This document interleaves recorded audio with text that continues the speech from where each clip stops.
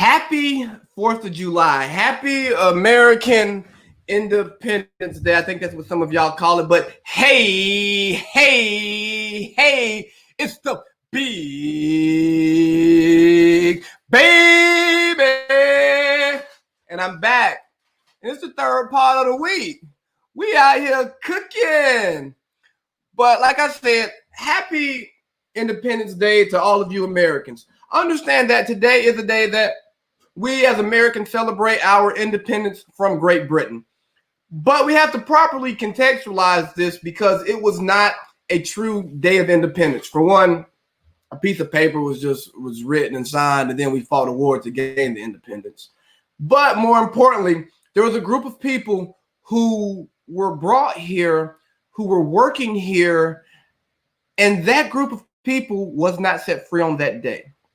That group of people today has still not been set free from the effects of slavery.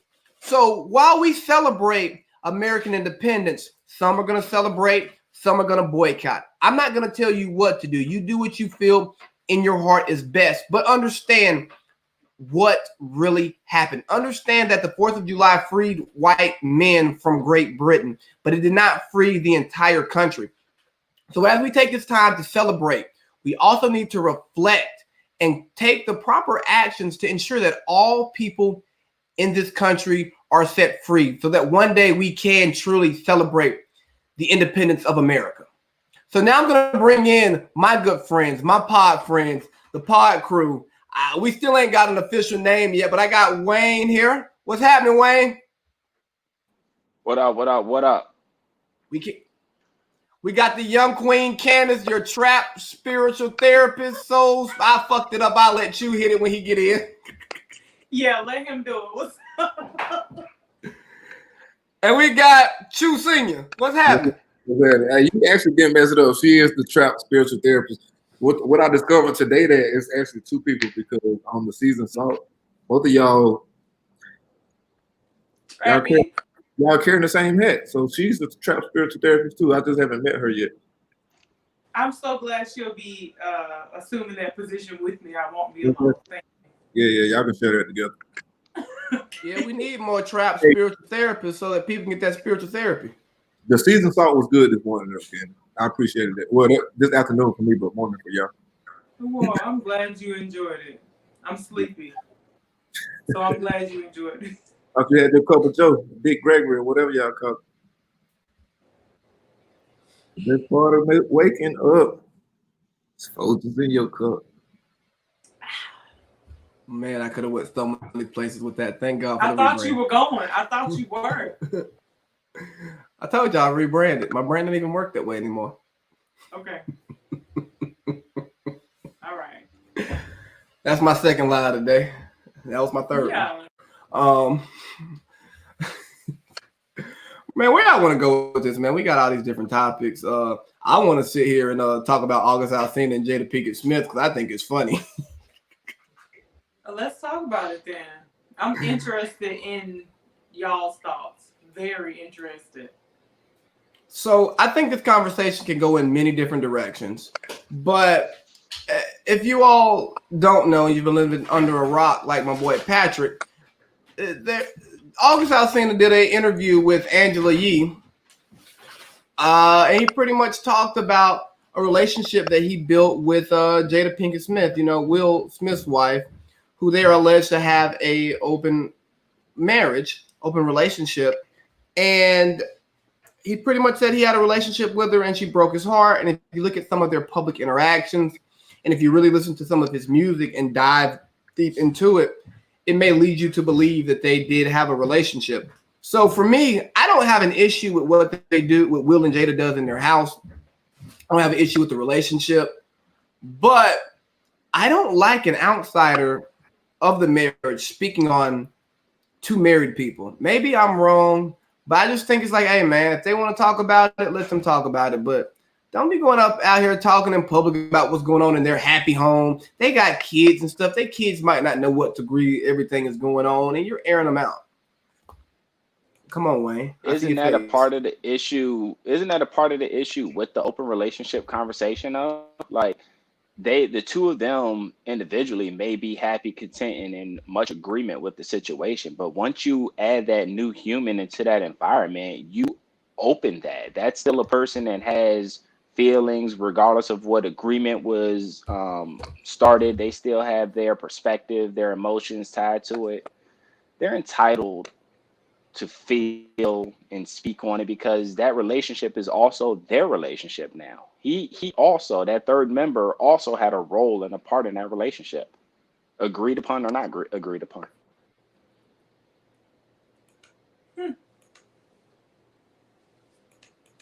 That was so. I agree with you, Wayne. I feel like you told everything that I need to say right there. Answer the king. Do you believe him? I don't know what to. So actually, this is what Wayne said when we first talked about this in the chat. And Wayne was like, he just put out an album, didn't he? Here you go. Yeah. He Now, been crying. I will talk about the timing of it all. The timing is a little unique. But it's not the first time that he's Uh, years ago he said the same thing, but he put out his album. yeah. Right. Once you're trending, right? That's that free marketing or that marketing ploy is if you have some little scandalous going on, you find yourself hashtagging and trending when that album releases, it garners those streams, and then industry today where everything is stream driven, vice that hard copy record sale, I think it brings some attention to it. Now, that doesn't take away from how he felt about that relationship. Right. I don't want to diminish his emotion in that regard. But at the end of the day, player, you chose a very unique time to talk about how you feel. And I assume he's an R&B singer, right? I've honestly never listened to any of his music. Is that the genre he fall under, R&B? Oh no, You one of them crying dudes? You heard how he was Yeah, thinking. You know he was real. So, and so I think that damn, I forgot what the hell I was gonna say. I hate you, Chew. But is there a wrong time to speak about your feelings? Yes. No. Yes, there is. When you deep in them. When you deep in your emotions and you deep in your feelings, bite your tongue for a little bit. And I say that because there's no telling what's going to come out your face and how you're going to get that out when you're in that raw emotion. I would encourage a person to pen it out, dear diary, fill up a journal book or something like that, and then come out and talk about it after you've worked through some of what you're feeling so you can hear yourself back. Because that raw emotion, that raw element, the first time you just put that out there, I don't know, do you man. think he may have? Some things can't be unsaid. Do you think that may be what he was trying to do with his music? That was him penning his thoughts, and then he just wanted to talk about what he penned. Maybe because that hour. Let me say it this way: the album like an hour and a half, so maybe he's been crying for a long time. Yeah. If he's doing that, then he's taking a page out of some of these pop music, country music artists' books with some of their heartbreak release a CD type antics. There's a certain young lady coming to mind now, but that's that feel that I'm getting. If that's the approach that you're going to take, is now that I'm over this horrible heartbreak, let me pin it out and put it in the music. I think it's a card that's been played in the music industry a few times. I don't think I would I'll buy into that one. I would hope that's not the approach that young man. But y'all love Beyonce and Jay-Z, and they did Lemonade at 444. So check this out though. This is my argument against that, because I agree with what Wayne said. Like when he said there can't be a wrong time to express yourself. Like for me, if something is happening and I feel like I'm real emotional, I'm not gonna say nothing. So I'll wait. I'll give myself time, think about it, be able to catch a breath, and then I'll talk about it later. I'm not gonna talk about it on the spot. This ain't just happened. He's talked about this years ago. It resurfaced again. So I feel like there's a difference with that part of it, because it's not like she just broke his heart. Like this happened years ago. Well, from what we think we know. So Candice, you've been fairly quiet on this. Go ahead, Wayne. I was about to say, in retaliation to your Lemonade 444 thing, I've still not listened to Lemonade. And out of the 444, I think I just listened to that a couple months ago. So, Wayne, you done heard songs off of Lemonade by this time. her songs, yeah. If listen to the album. If you watch the Beyonce documentary on Netflix, you done heard the album. I believe When we she did wrote watch it. Before I Let Go? That was the whole album? That was all of it? No, but a good amount of the album was on there, so you done heard it. Oh. He never went back to it. Oh, okay. Yeah. And to be fair, there's a difference between catching some songs though and trying to listen to get the tea. So that I'm sure you haven't done and probably will never do. So you were calling my name there, sir? Yeah, Candice, you've been a little bit quiet. I just wanted to get your thoughts on this initially before I start, playing with it and digging deep. I just listened to August Alsina's interview with Angela Yee this morning. And I stopped probably about 10 minutes after, 5 to 10 minutes after he finished explaining to her his previous relationship with Jada Pinkett Smith and how, his heart had a lot of healing to do from that. And like the end of their relationship propelled him into this new self that he's become. And in context with the rest of what he was saying, it sounded like he just felt it was time to unleash a bunch of stuff that was weighing heavily on him, that he thought had manifested, like that weight of all the stuff he was holding had manifested into the autoimmune disease that he had been and is battling against still. And when I heard it in that context, I thought he had a really valid point, because I think we people, period, but particularly Black people and particularly Black women, not that August Alsina is a Black woman, but he looked like one with that hair and shit. Whether you can believe it, me saying that was my attempt not to get you to make that comment. Clearly I failed. So but I understand his point, because I think we hold stuff and then it becomes things that, materialize in our bodies. And in that regard, or with that consideration, it's hard for me to tell somebody, you can't unleash stuff. Like, you can't free yourself from things that are on you. There are other considerations to make for sure, but that just made me think about it in a different way. That's all. Can I ask you one question? Who, me? Yes, you. Yes. Because I'm a public figure, does that mean everything that I'm going through, I have to respond to it in the public? I don't think so. I think and that's why the timing of it is big for me. The timing, right? Like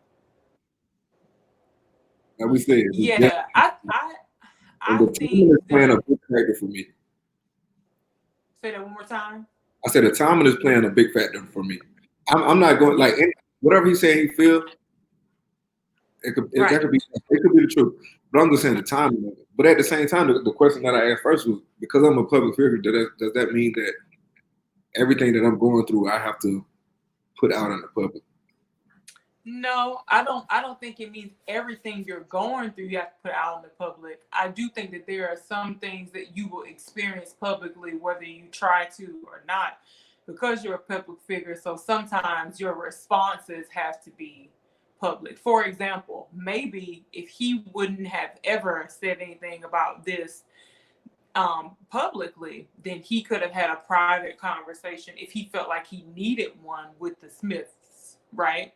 And then they could have responded to him privately too. But now he's mentioned it publicly. So Jada Pinkett Smith has said, I'm coming to the red table. So she's going to respond publicly because it's probably appropriate to. I'm trying to help you, sir, lead you in. So it's kind of appropriate now for her to respond publicly. So sometimes that happens, but otherwise, no, I don't think you have to say, I'm a public figure, let me tell all my life to the public. I want to know what I think this is. It was all cooked up the whole time. So Will and Jada probably said, yeah, bring your little young freaky ass in here and we can have some fun, right? August caught feelings.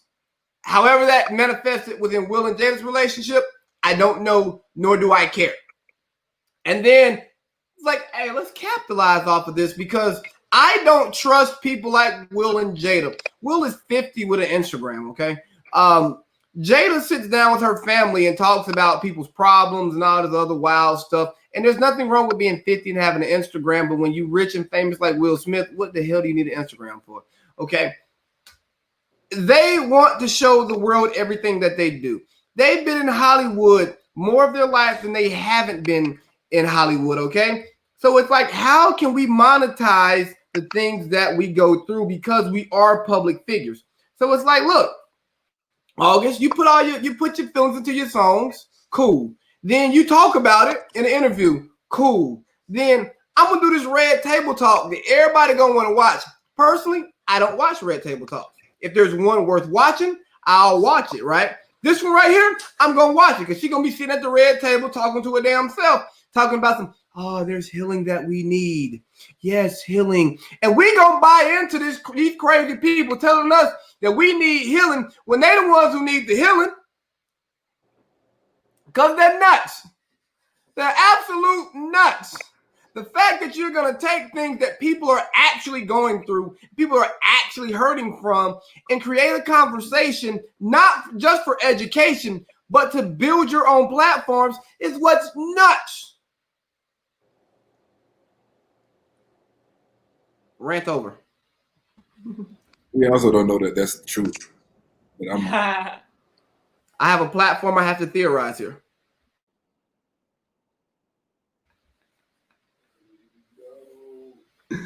So, but on a serious note, do y'all?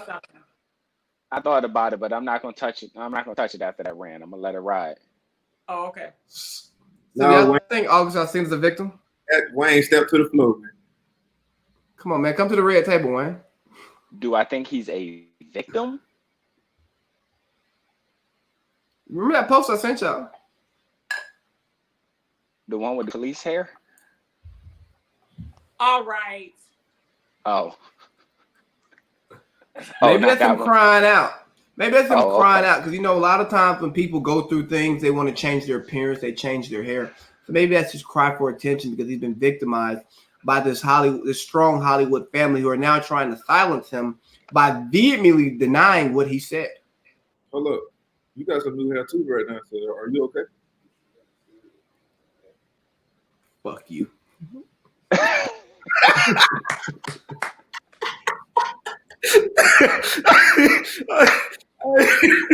Oh no! He thought about it. Now, are you okay? Blink 2 times if you try. Nah, baby, I'm good, man. I'm happy as I've ever been. We're gonna keep it at that. Amen. Let me see, man. So I guess he's not a victim. A victim of what? A predatory family. A old predator, old cougar who's preying on a young piece of meat. Man, okay, hold on, player. Hold on. Really? Okay. He's asking the questions.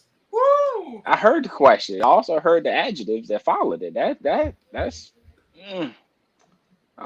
You better than that. There are things that I don't know. The image of a victim, what it means today, how it's changed over time. Hell, in today's generation, definitions change every night. So from what I understand it to be, I can't see how he's a victim. I think there's a young man that fell in love, but the woman he could not have, and he is on the other side of that right now. He's coming to grips with the situation. I don't think he's in a situation too different than many people that have experienced heartache and heartbreak. You positioned yourself to fall harder than the person that you are with, and he is on the other side of that. I think he's human, and he's dealing with that human emotion. But I can't see from what's been presented to the public so far more than that. Regardless of the status of the family, regardless of the age difference or anything in that nature, it is what it is. Jada also doesn't have the reputation of being a man eater, so She could eat I me. struggle with I'm a that person. man. Man, my Atlanta. Um, Why are you this old and this young at the same time? My Atlanta? What on earth? And don't even do that. Why are you this young? Because the way y'all was falling out today on the season salt. Come on now. That ain't got nothing to do mhm. with me. What? Wait, What I'm you surprised that you Can say you Jada get does out not the have a category? reputation for being a man eater. Because by virtue of people who you usually call man eaters, she definitely would fall into some of that criteria. How do What we are you saying that I Explain. missed? Yeah, Yeah, what are you saying that I missed? what you know something that we don't know? About what? Her being a man eater. Hold on, what's the original criteria of a man eater? Ask Wayne. Oh, brother Wayne, can you help me out? The woman that historically goes through a multitude of men, has a lot of public relationships, chews them up, or not even public, has a lot of relationships, chews them up, spits them out, moves along. That's what I J-Lo. think of when I hear man eater. J Lo, Holly. There's a couple others out there that I'll throw that direction too. But Jada have a history of this? Or am I missing I don't something? think she does. I don't think she does. That's what I'm saying. Like I've only known her to have the long term thing with Will until this behind closed doors chaos came about. And it was That it was a question. Lovelace is putting her eyes together though, so I got to figure out what she about to say. That does not sound like your previous explanation of a man eater. But that sounds like what I would think a man eater is. So I'll leave it. Hold up. So, go ahead, Joe. What's the other explanation of a man eater? Candice, I'm asking you, not Wayne. It sounded to me more like somebody who dudes flock to and they just swat them down. That's you. Yeah, that's when I heard it. He was talking to me about myself. Yeah, that's a Makes different sense. context. That's a different Brutally talking to me context. about myself. How's it different? Let's see. What you are, we're not gonna deep dive you, but we'll focus it this way.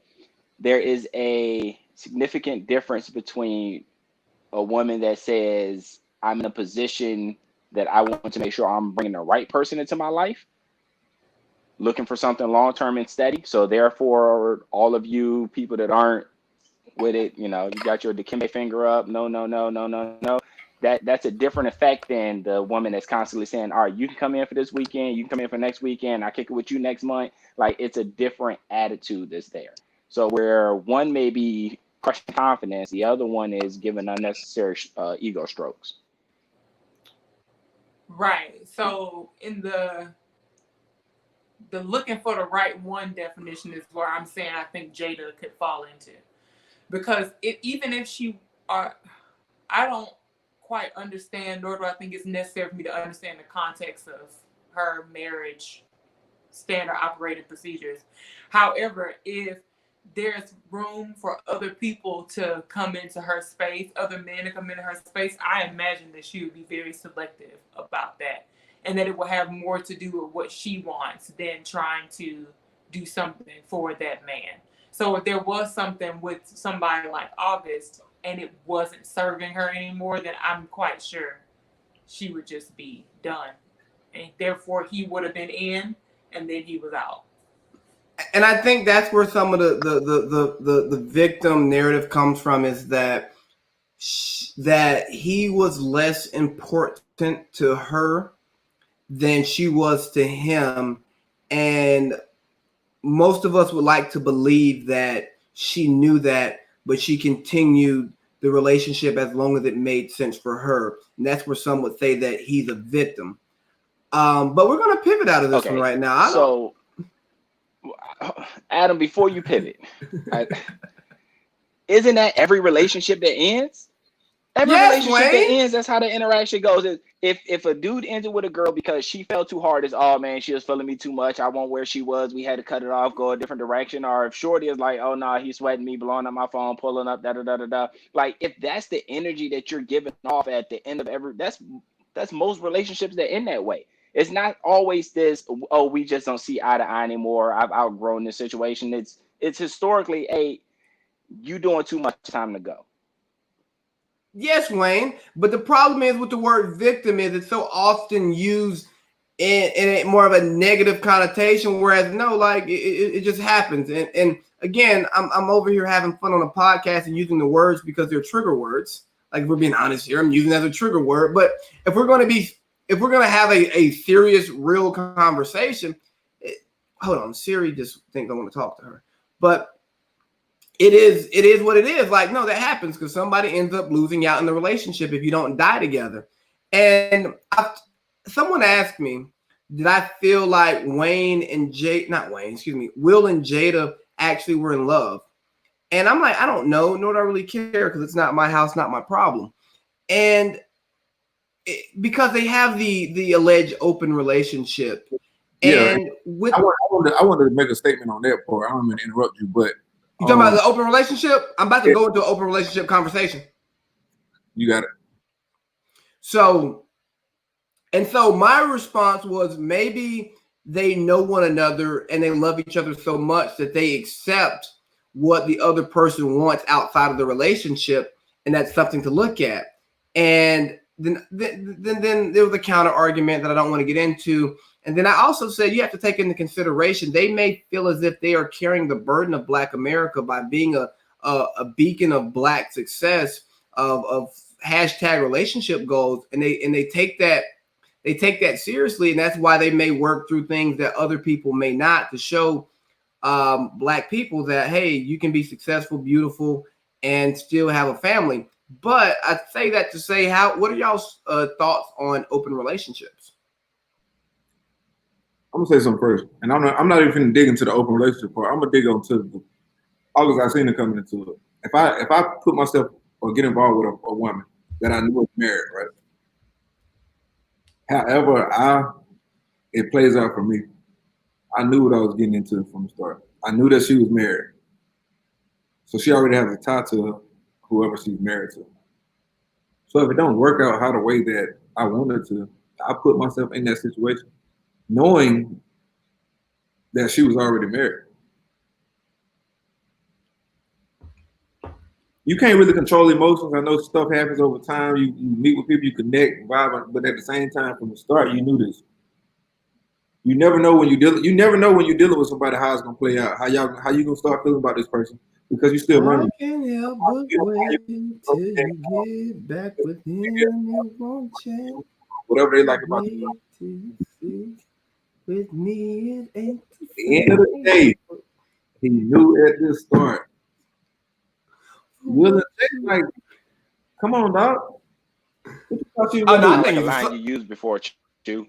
I think he's a sucker. I feel like I said this shit before, Wayne, but I'm gonna put myself on mute and y'all can talk. I feel like you said that to a few people in your time. I didn't hear that. We're gonna edit that one out. Wow. Hey, I'm gonna need for y'all to unmute when y'all laugh because we still need to get the natural laughter in the room. As Chew is frozen. Right.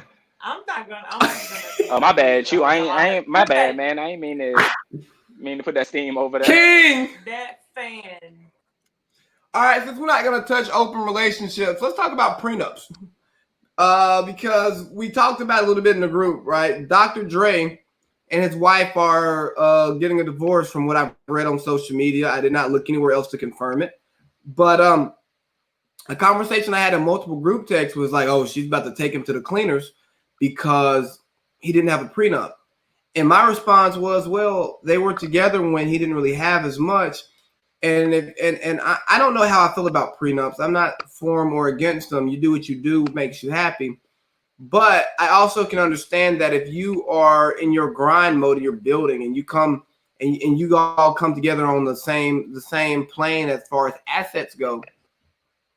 And this person who may not have contributed as much financially to the house, but took care of the house, took care of your mental health, took care of your children, gave you peace when you came home. Hopefully, they gave you peace and were a sounding board for you, whether it was for ideas or just somebody to talk to. You can't put a dollar figure on that. So I never have an issue with splitting things. I just have an issue with spousal support. That's a whole nother conversation. But as far as splitting things, I don't have an issue with that.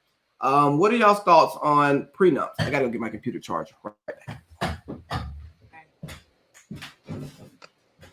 Wayne. Yes. What are your thoughts on prenups? I'm gonna let y'all go first.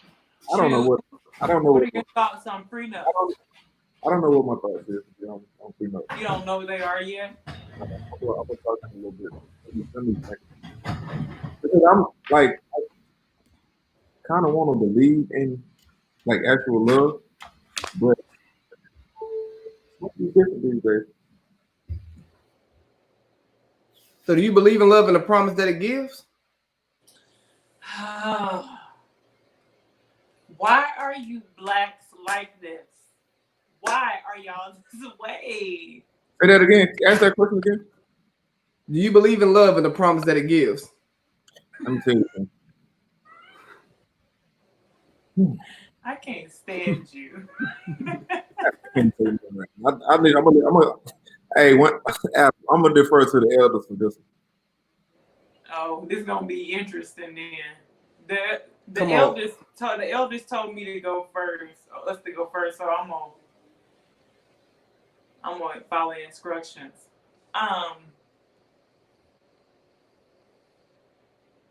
The prenups are an interesting concept.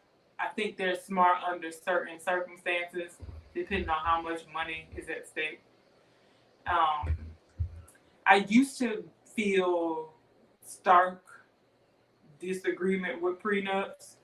I really did believe in love and the promise that it gives, and I still believe in love, but the promise that it gives part is like,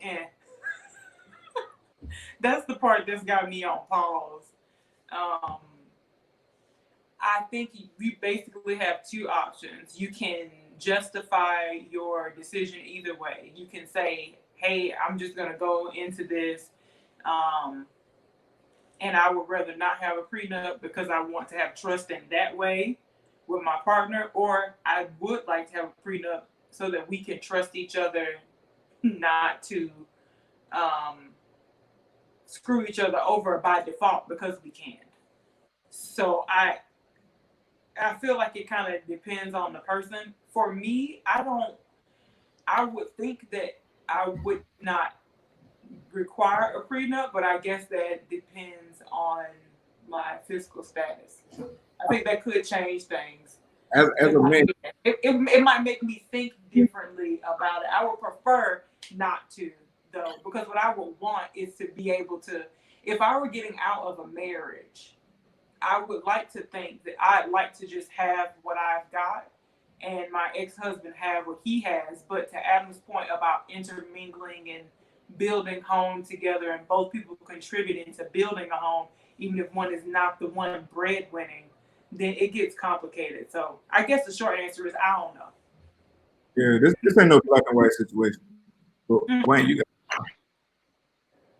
I think so what's that girl named Gwen Guthrie or whatever, the No Romance Without Finance lady? That was her little banger. Never heard of her. Yeah, all right. So at the end of the day, when it's all said and done, the idea of a prenup is to protect what you have come in with. So if I'm the person that is coming in with nothing and I marry, we'll We'll throw Salma Hayek's name out there. She's a viable candidate, right?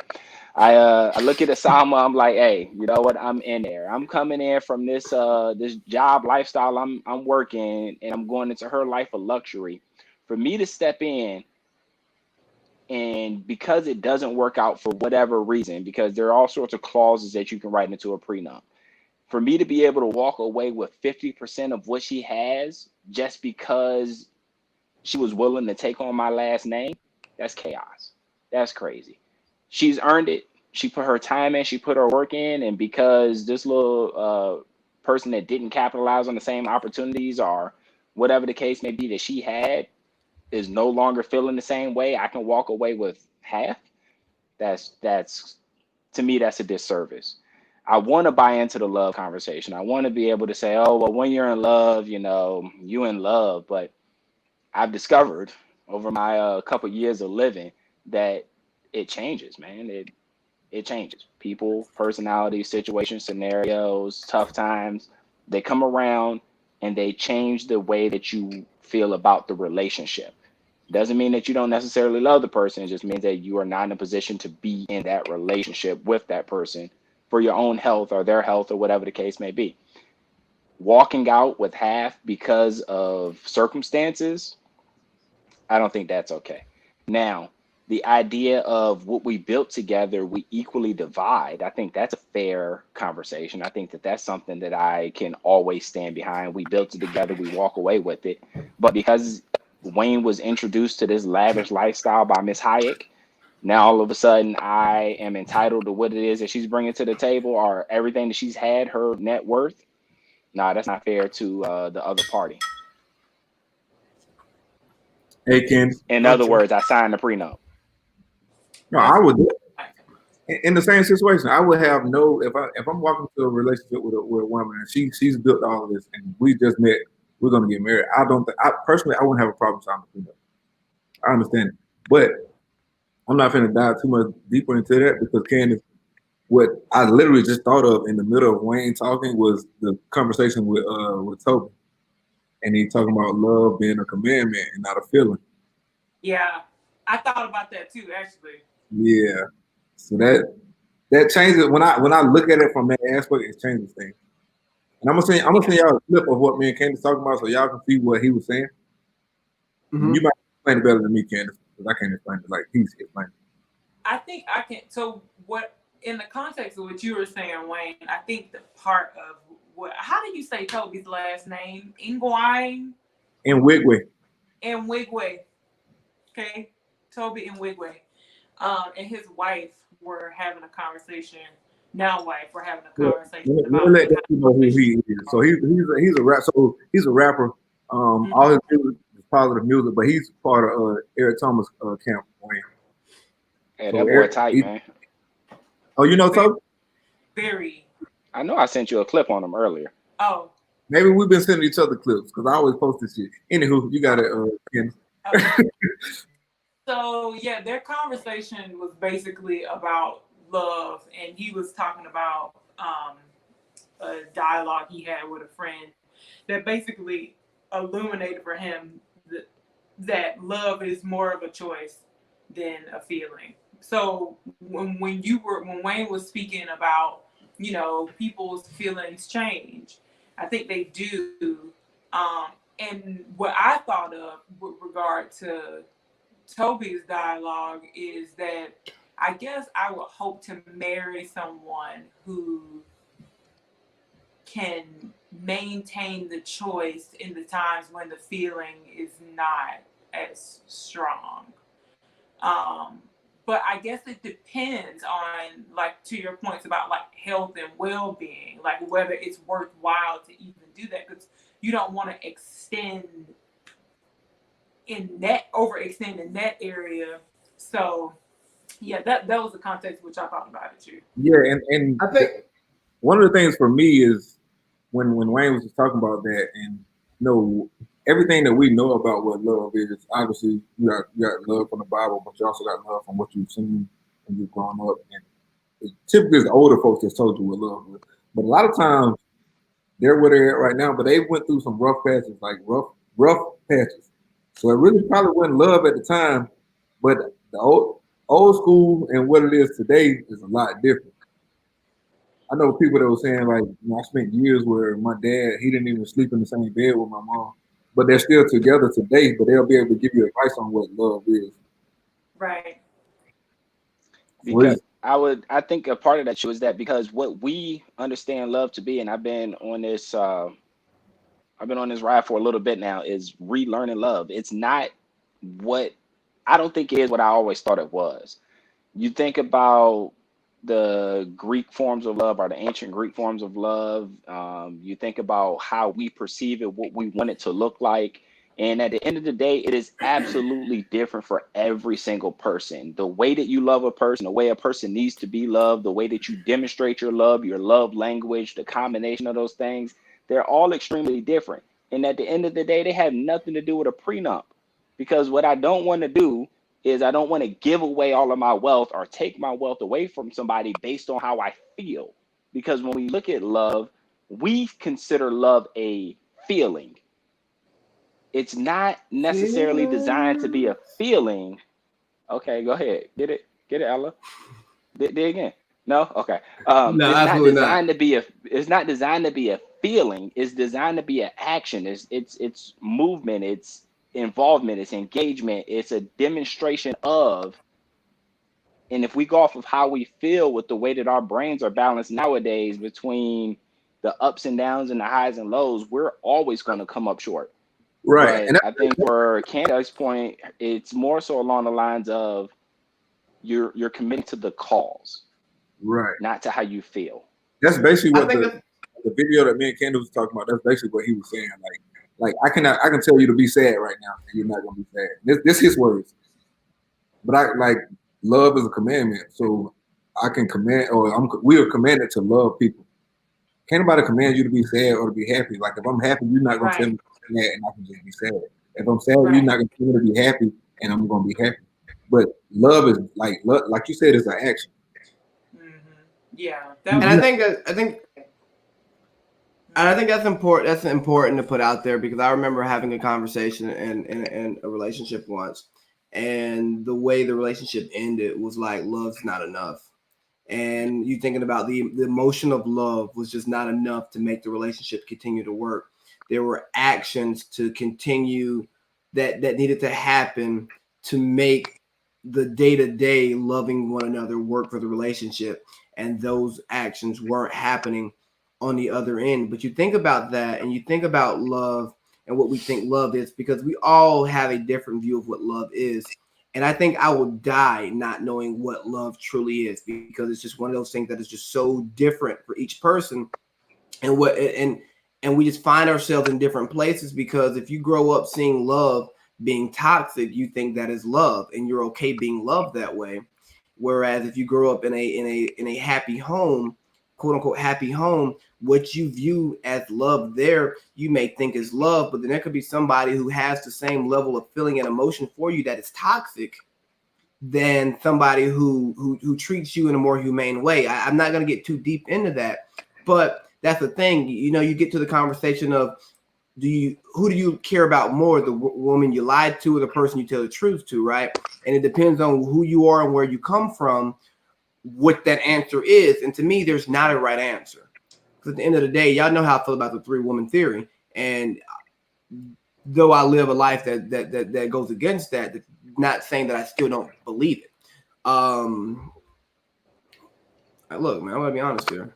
But that takes me into the next topic of breadcrumbing. And Chu, you sent that to the group. So would you like to describe what breadcrumbing is? I would not, because I can't even remember what all that shit said. So I'm good. Wayne, do you want? I can do it. Rather not, Chu. I can describe it. Yeah, go ahead and describe that for us, Candice. I can't stand it. So, I won't try to recount the person's words exactly, but the concept of breadcrumbing is basically giving one person giving another person just a little bit of communication, just a little bit of interaction, just a little bit of attention to keep the other person strung along in some regard, or kind of on the hook, or feeling like you're in the picture when maybe you are or aren't, probably really aren't. So like some of the examples that were brought up were, a person who always likes all your social media posts, a person who's always looking at all of your stories, or somebody who will send you a "Hey, what's up? How you doing?" message every now and then take like forever long to respond back, or really have no intention of having a dialogue at all, just giving you a little something so that you can feel, like the person is present. Um, and yeah, that's pretty much how I would describe breadcrumbing. Literally, like literally like how you talk about breadcrumbs, Adam. Oh, When it how are we comes talking about them to, cracker? No, I don't talk about breadcrumbs. I talk about cracker crumbs. yeah, cracker crumbs. Same, boss. Same. Again, I be coining phrases, so when I coin these phrases, we must use them cracker crumbs. So we talk about breadcrumbing, right, and cracker crumbing. It's all the same thing. It's you trying to paint to me that you care about what it is that I'm going through or what I'm feeling. It's that you want to have some type of presence or relevance in my life without actually being there for me in the way that I need you. That's how I see breadcrumbing, and that's how I see cracker crumbing. No, I agree with that completely. But I think there is people like to look at it black and white, but I think there's some gray space in there because there are people that I've dealt with before, and like I understand that they're dealing with. I feel like I'm a genuine person, and I understand that they're dealing with stuff, right? So I can, even though whatever we had going may not have worked out, I can hit you up and be like, just asking how you're doing because I know you've been dealing with something, and it's me just checking in. But from the outside looking in, you'd be like, oh, he's breadcrumbing. When it's not the case, I don't need nothing from this situation. I'm just trying to check and see if you're good because when I put myself into when I invest into someone, like I literally invest into them with like openly, so I can check on you without an ulterior motive. I'm not trying to get back in with you or nothing. I'm just trying to check and see how you're doing, whether you need it or not. I care about people. That's a slippery slope there, brother. I don't think it's a slippery slope, man. I think it's being human, man. Like every relationship, whether it's a friendship, intimate dating, whatever the case may be, it doesn't have to end in some horrible way where you can't maintain communication. Like I don't feel that I have to cut off every human being I had some type of relationship with, in order to go forward. I think that if we developed a friendship and we had that strong bond as humans, there's nothing wrong with keeping some communication open. Now, if that human being comes back and says, well, when you do that, it makes me feel as if, then that's a different conversation. Then I have to change my actions. Now, if I send you a message saying, hey, how are you doing? Or if I'm looking at your story on Instagram and I'm an avid story watcher, I hit play and I just let it go, right? That's something that I do. It's not me doing anything special. It's I watch the stories because that's what I do.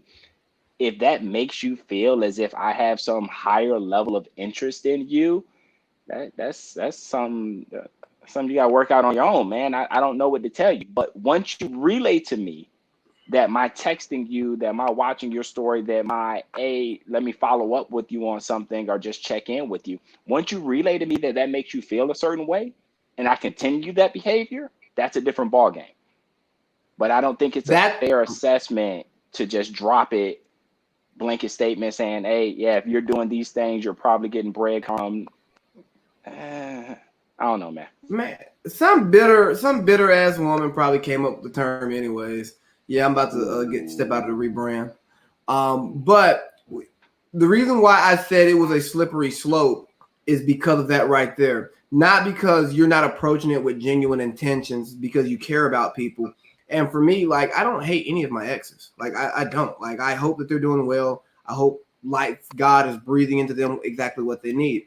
So So coming from that place, can I have a conversation with them? Absolutely. Can I keep the conversation away from the feelings that we once shared? Absolutely. But do I know that you can keep the conversation from those feelings? I don't know. Do I worry that somebody else may see that and see it as something else, and that becomes an extra stress, or that becomes unnecessary? Because it's like, hey, I'm being a good person, but at the same time, like, does me saying, hey, how are you doing? Hey, just want to check in on you. Hey, I know it's the anniversary of this tragic event. Just want to check in, make sure everything is okay. What does that truly contribute? And it taking the I guess the looking at it like, does this contribute to something does this contribute more to them than it takes away from me by me doing it? Is it worth the action? And that's why I say it's a slippery slope. But actually just genuinely giving a damn about somebody because y'all had a relationship. And if you build a relationship, like an intimate relationship the right way, where you actually like the person and care about the person, and it's not just physical, then you can't, you're still going to care about them and their well-being, especially if you know their mama, their brother, their sister, you know what I mean? Like, it's just hard to just divorce yourself from all of that just because the relationship didn't work.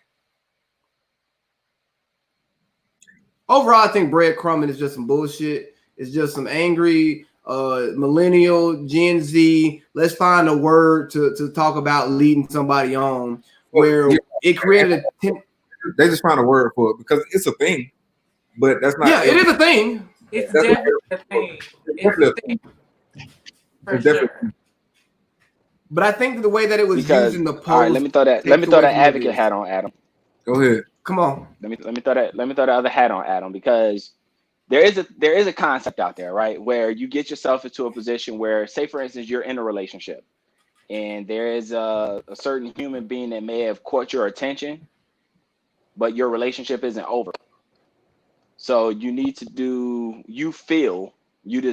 prefer to do something to keep that other person around as you prepare to cut out your other relationship. That's a thing that does occur.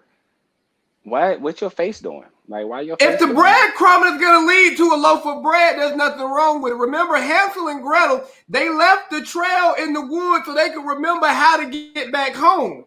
Didn't they end up in the oven?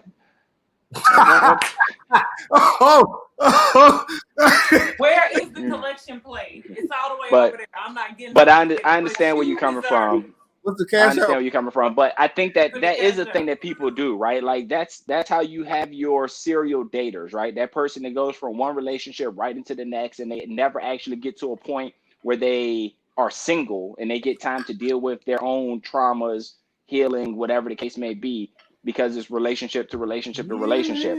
The way that you have them lined up like that is through what we have described as breadcrumbing.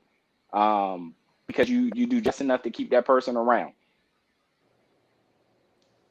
So it's not some just bitter woman made up stuff is the point. Which nobody maybe if you're in Monterey, you might feel that way. They might be pushing something different in Seaside, but over here, I don't see it that way now. Okay. It's a thing. Real. It didn't come from nowhere. I'm only talking about the term, not the concept. Well, yeah, the term is speaking to a kind. I think to your point about the term, it is some millennial like made up stuff, but it's definitely valid on today. And the reason why I think it's fair to have a millennial made up term is because a lot of the specific posts that we were looking at and talking about was pointed directly at social media activity that met this objective. So it's kind of like looking at a specific area of operation, like in the comments, in the DMs, in the likes. Yeah, I agree. No, because if we want to be totally honest, a previous relationship that I was in, it was two people breadcrumbing each other. It was. I see something here that I may want later. So I'm gonna give you enough to keep you close enough, and then when I feel like you're getting far away, you know what? You're going to get a whole piece of bread with some butter on it. You know what I mean? Oh, shit, I might get the whole loaf. No. And then once you get too far away, let me do this. And it was a back and forth thing. It was like, hold on. We just gonna bullshit each other for all this time? Yes. No. Oh, I'm getting honest on the podcast. What else would they be for? To spread lies and to build clout like August Alsina. Oh, okay. Ooh. Yeesh. So. So, what about blackfishing? Since we're using more millennial terms, what is blackfishing? So, as we look at these terms that come about, I assume that I assume these terms may or may not make it into some lexicon in the future, but the idea of blackfishing is essentially where people outside of the active melanin community. Can you explain what active melanin community is for those who are less red than you are? People that have a level of skin complexion similar to ours, Hispanic, so on and so forth, like that extra brownness in there. I won't go into the types of melanins, but niggas in my voice. No, not the same thing. Not the same. She said he normal. Chew, you're muted. Regular. I'm sorry, regular. Yeah, regular brown paper bag. Brown paper bag, regular brown. Sorry, go ahead, Wayne.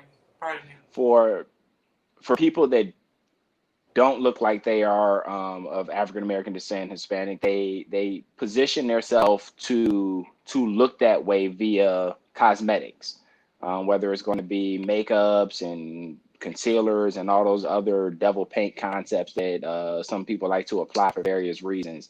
They take those and they use them to make themselves look more so like the African American community. And it's not just the changes in hairstyles and tapping into hip hop culture. It's literally working hard to obtain an image that looks remarkably like being African American. Very different than blackface, very different than saying I love box braids, although I'm a blonde hair, blue eye human. It's a different image. It's a different look. It's literally saying, let me do all that I can to look as if I am something other than Caucasian. So how do y'all feel about blackfishing? Now that we know what it is, personally, I think we've had this conversation in kind of a different, in a different vein, just talking about cultural appropriation, the white people with dreads who, I typically don't trust. I don't. So how do y'all feel about blackfishing? Disclaimer, I don't have a problem with white people with dreads, generally speaking. I've met some cool white people that have dreads. I'm not going to judge them just off of having dreads. That's just my personal opinion. Because I met some cool. Speaking for myself. Okay, well, I'm speaking for myself. So. Okay. I don't ever want my beliefs to be y'all's beliefs, because then if everybody believe like me, we're going to be effed up out here. Fuck you, Wayne. But no, I think blackfishing is definitely a thing. And when Wayne was describing people with active melanin, the reason why I was trying to poke at him to get him to go a little bit deeper and get him to speak to the African American thing, and the reason why I said niggas is because it is more so directed at American Black culture, in which these people are trying to poach from, in my opinion. So I wanted to make that very clear, because there is a difference in Afro-Latina culture, island culture, and even African culture, as opposed to, as I call it, Black American culture, just because of the different influences that we have, our different background. And I struggle with being upset about blackfishing, not because I don't think it's messed up, because it's like, hey, everybody wants to be black until you get called a nigger, right? But it's, they say imitation is the largest form of flattery.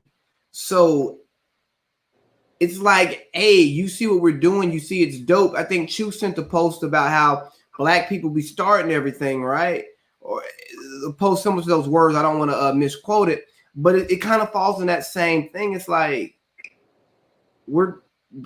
being black is dope. Like, it's cool as hell. Now, it doesn't translate all the time to what we want and what we need out of life, but just from a social point of view, it's cool to be black. Like, it is. And people want to be like us. So that's why I struggle with being upset with it. At the same time, I know that there are people who do it, and they do it with no regard for our culture or our struggle. You got to also look at the younger people and the more naive people and how it's being portrayed to them. We're older, we understand a lot more. Like as a kid growing up, say for instance, a kid in private school, being black may not be the cool thing to be in that area. You know what I'm saying? Mm-hmm. Just be that different person. For us, it's different. We see it a different way. We experience it a different way. We know successful black people. We know that, like, regardless of what anybody else thinks, we gonna be good. The younger generation don't really understand it that way. You know what I'm saying? They going off pretty much is their environment, right? Yeah. Everybody environment is not the same environment. It's very blended. Very blended. We've been fortunate enough to where, even though Candice and Adam, y'all went to HBCUs, me and Wayne was different. But at the same time, we've been around a variety of different people, color-wise, and we've been able. To, we didn't get away from what our roots are, but we know how to operate in different environments. Everybody don't understand that though, especially the younger people. Yeah, I understand what you are saying about the younger people. That makes sense.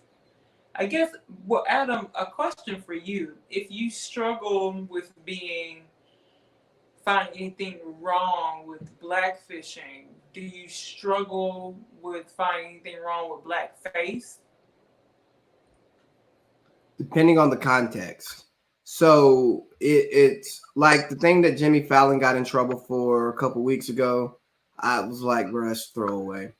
And the reason why I say I struggle, and maybe I didn't word it properly, I struggle with how I feel about it, because in certain contexts, I think it's truly paying homage to our people. Like, this is dope. I like it, so I want to try it.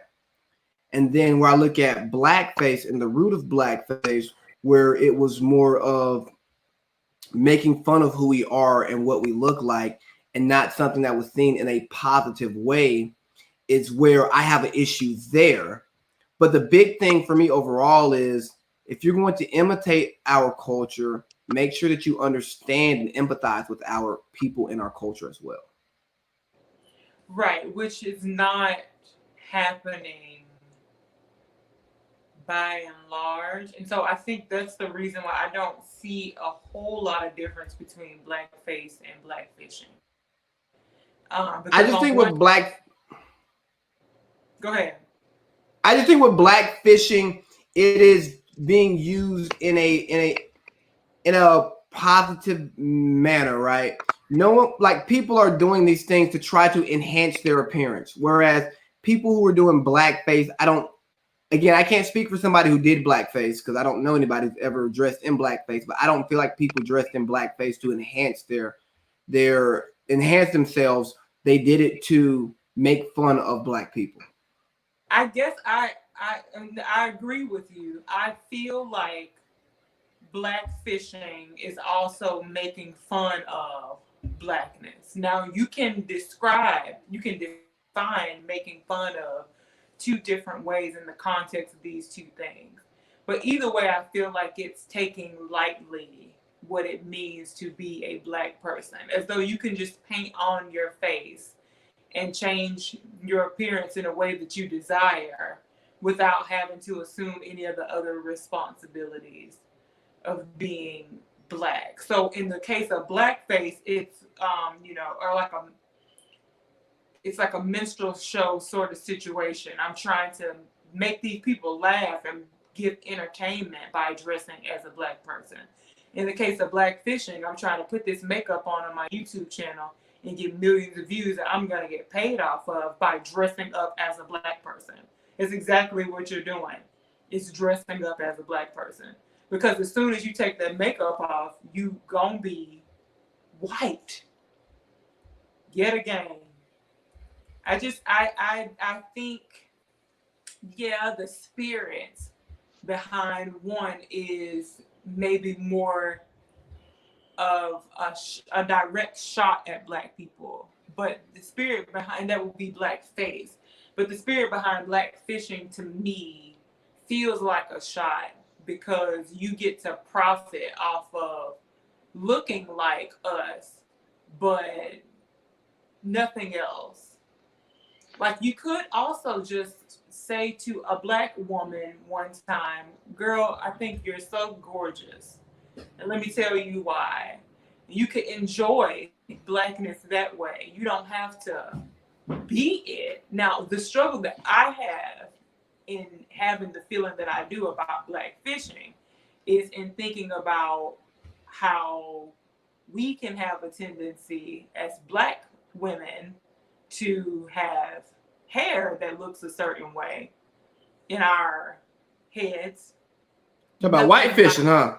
Nothing like our own, or Asian fishing, or Indian fishing, or whatever. Peruvian fishing? What kind? Peruvian. You know, y'all like that Peruvian. You know, and the Brazilian. Peruvian fishing is an issue too. And I mean, I don't see, I realize that I don't see that the same way as this.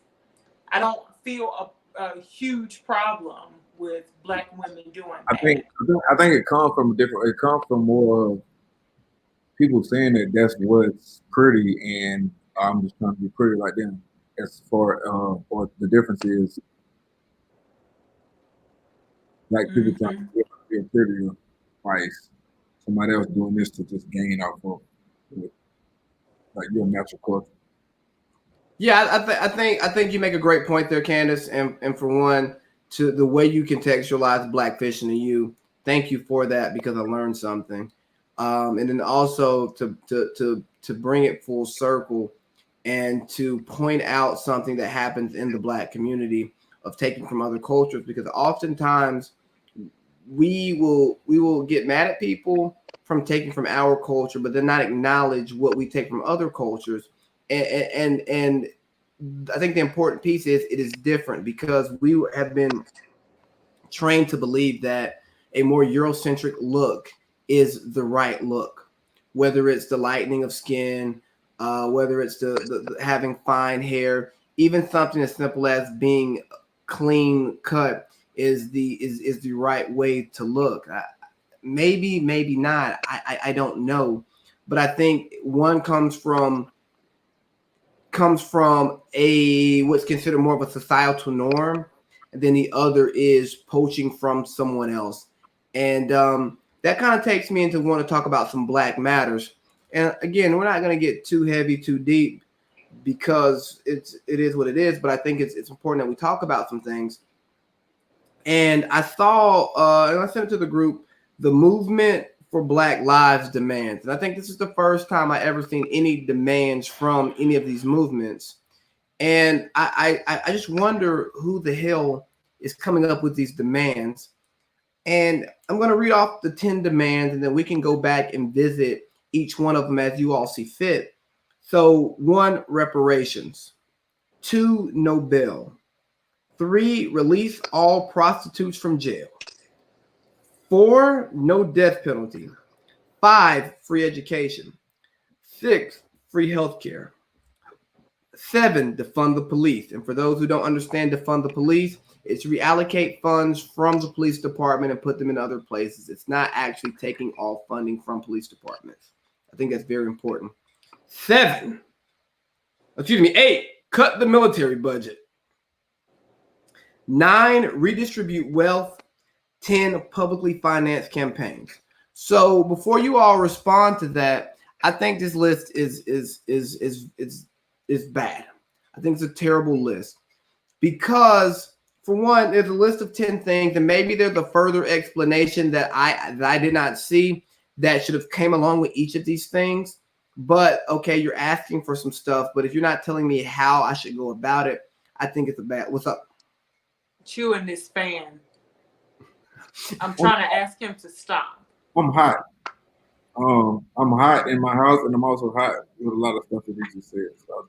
And I just think I think the list is irresponsible, and I could be wrong, but it sounds like it comes from a group of young wishful thinkers who have not done the adequate homework and research that it takes to put together a proper list of demands when it comes to no justice, no peace. So do y'all want to hit one particularly? Like, where do you want to go with this? Reparations. How do y'all feel about reparations? I know how Wayne feels about them. Yeah, we know. Well, we know how Wayne feels, but the people that's watching, do they know how Wayne feels about reparations? Knew how Wayne felt. What? What? Evolving all day. Pull up. But here's what I will do, Adam. I will allow us to caveat, I will allow us to save that transition for when you're presented with new information. Okay, so when we go to Wayne's questions, we'll get to that one. Got it. So no bail. What are y'all thoughts on no bail? What are we asking for? No bail for who? You're right. For who?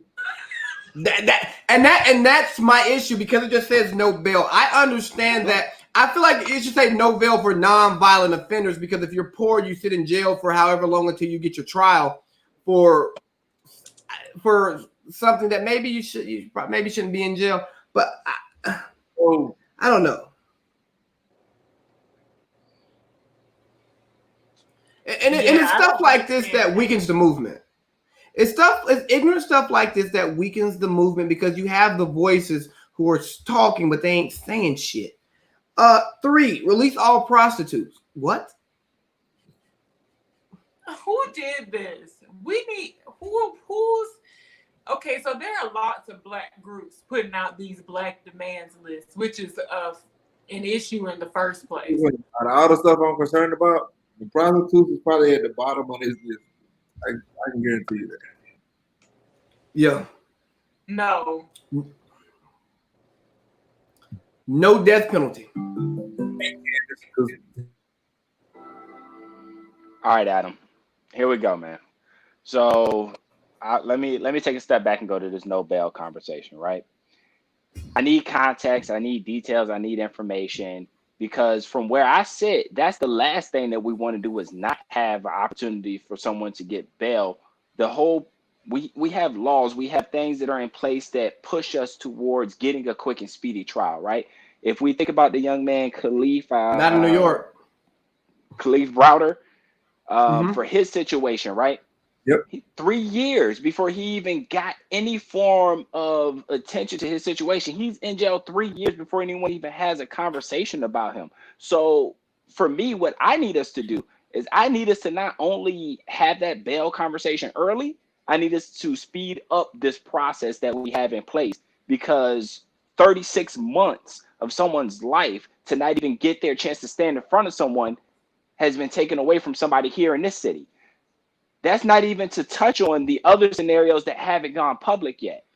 So for me, the conversation of no bail, it's missing some details. Now, I'm confident that whoever pushed this out there had a political agenda. They wanted to make sure that they painted a certain picture of a movement. And got it from Fox News. I'm done. I'm through. You got it. Say less.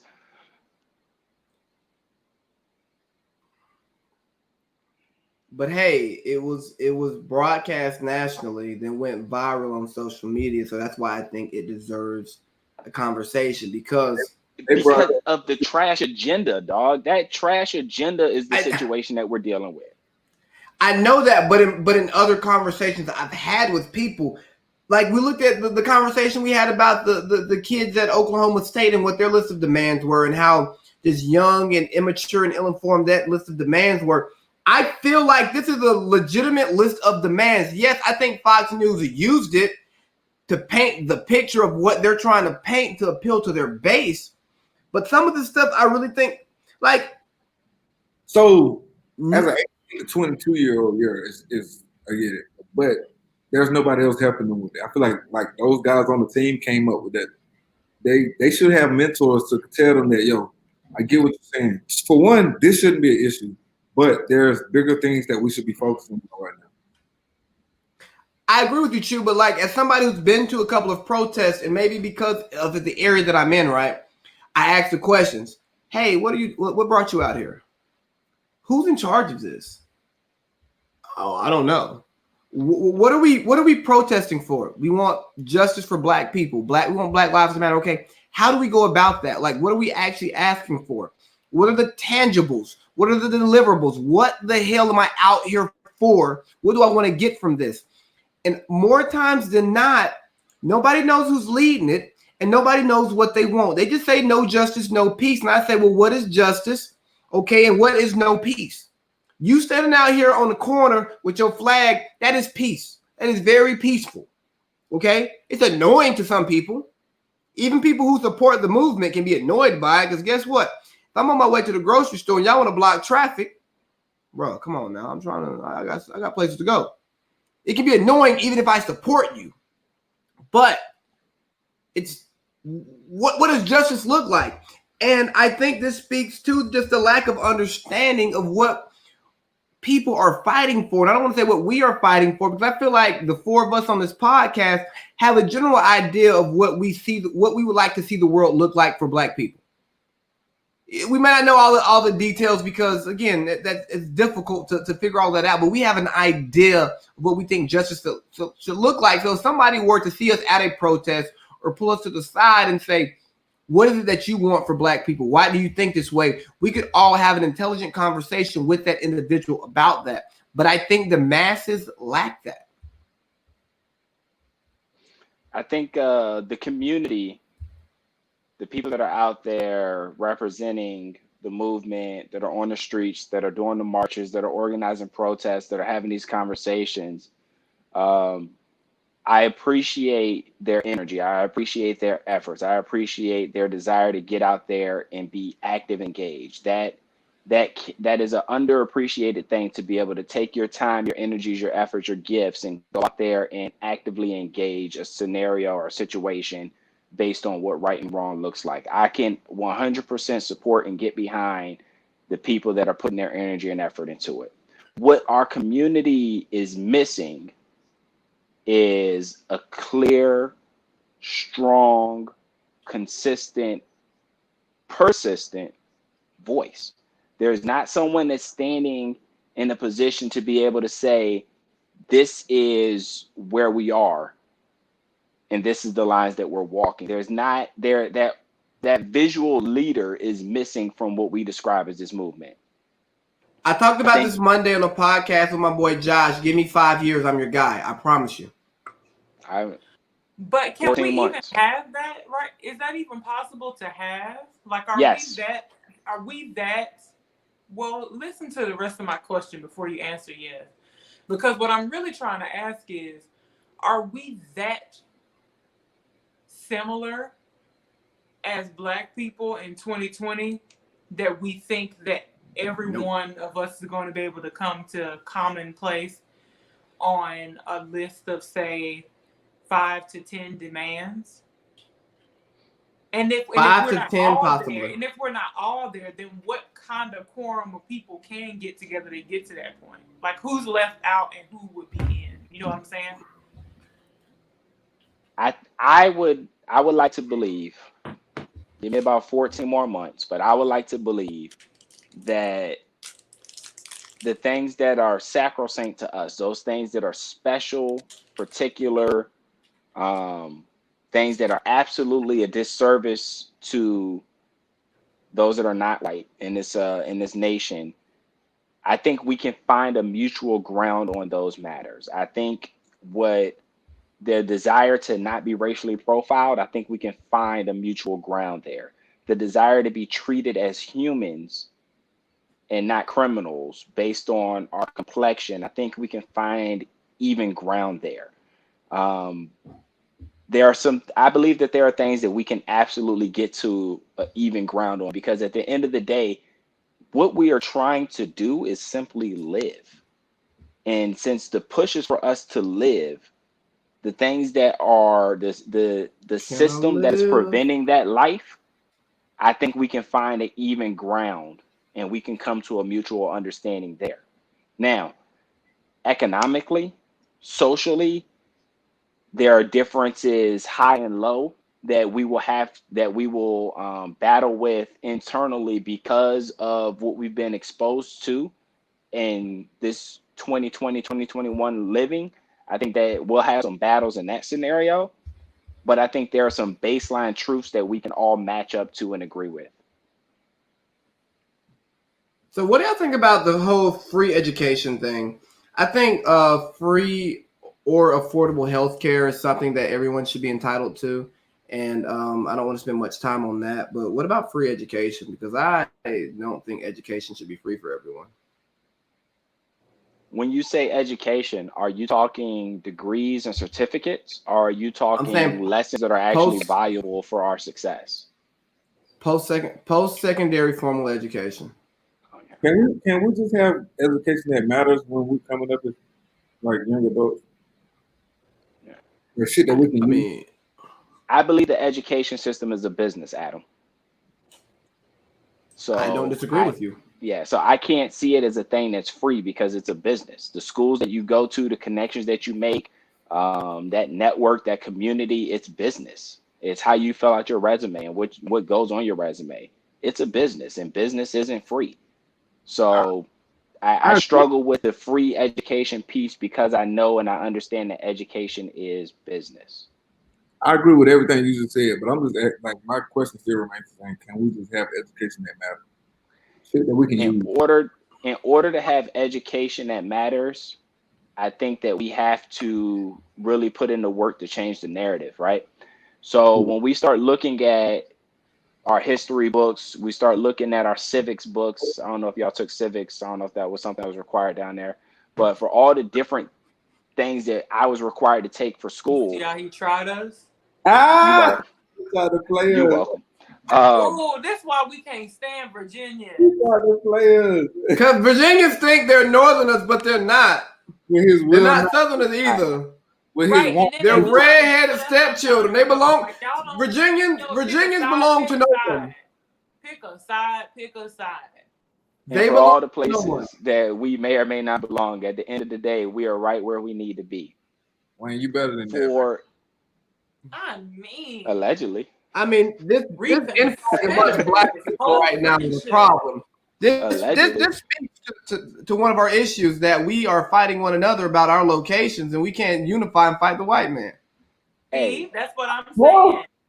I think that is simply a matter of you being oppressed so long that that's how you heard my statement. Oh, When in reality, what I know is throughout the nation, state to state, they have a different concept that they're teaching. The concept of civics and history and government and economics, they're not teaching the same thing throughout the nation. It's different from state to state.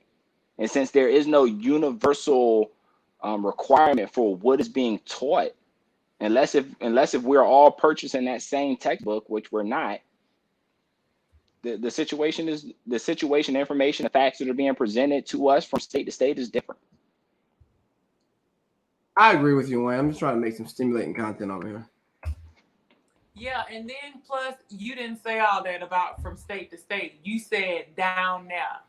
That's because all three of y'all are from down there. One We is from heard you. down there, and the other one is from the other side of down there. And then here you go with this toy. But these folks get to New York and act different. Golly. Listen, Candice, they get my to New York. enunciation is immaculate. Okay, it is what it is. Y'all just gonna have to deal with it. Brand new. We can't even talk no more. Oh my goodness. Who is this guy? Man, I would have never expected this from you. Than this. I would have never expected this from you. Oh, what's your cup of Dick Gregory right now? You got the picky on the bottom of the cup. Who are you? He got maca powder in there. Yeah, bro. I don't know what's gonna happen. Wayne has been in New York for a year now. He over here talking like he's from the Bronx. He's like, what you been taught? You know what I mean? Like, you got a quarter water over there too? You went to the bodega before the show? That's what we doing now? He been talking like that. That's Virginia. Yeah. You smoking Lucy's now, Wayne? You posted on the Don't get block, it confused. Don't confuse my location with my diction. At the end of the day, this is always how I've spoken. Hold on. Hey, Candice, if we get to the root of it, though, he going to be talking about want when he's supposed to use it. I throw that in there every now and then. Let's not even mention the word diction won't. I said, yeah, we ain't going to mix the diction around these Virginia folks. We can use the word won't when it ain't supposed to be there. I got a question for y'all, though. Talk to me. How the hell do we redistribute wealth? I think there needs to be a redistribution of wealth, but I don't believe in redistributing wealth by pulling money out of people's pockets.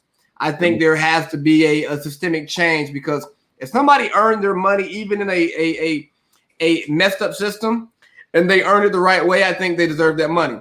You learn the system, you use it to the best of your ability. Yeah. But there needs to be a redistribution of wealth, because day in and day out, we're losing the middle class. I'm still listening. The haves and the have-nots. I'm gonna sit this one out. I'm gonna let the others take this one. Why does there need to be a redistribution of wealth, in your opinion? Is what I'm curious of. What has led you to come to that conclusion? Too many people are renting and not buying because they can't buy. A lot of really, really rich people, I forget the numbers, but with 90% of the wealth is in 10% of people's hands or something crazy like that. Mm-hmm. And there's just becoming just a larger divide between the people who have and the people who don't.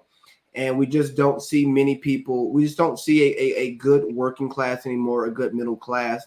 And I think some of it is that you look at what student loans do to people. If you start life making a decent earning, but you're $50,000, $60,000, $70,000, $100,000 in the hole, how much money can you really save, right? Mm-hmm. It depends on just the situation that you're in. So I just think there are just less people who are. You take your tip. I look at a lot of people in my family who they graduate from high school, they go work at the local factory, mill, or whatever. They marry whoever they marry, and they are able to put themselves in a position probably before the age of 30 to build a nice house and start a family. I think we see less and less of that because there's so much more money that has to be spent on the front end that if you have it, right? But if you don't, you don't. So if you look at the COVID thing, who has COVID really affected?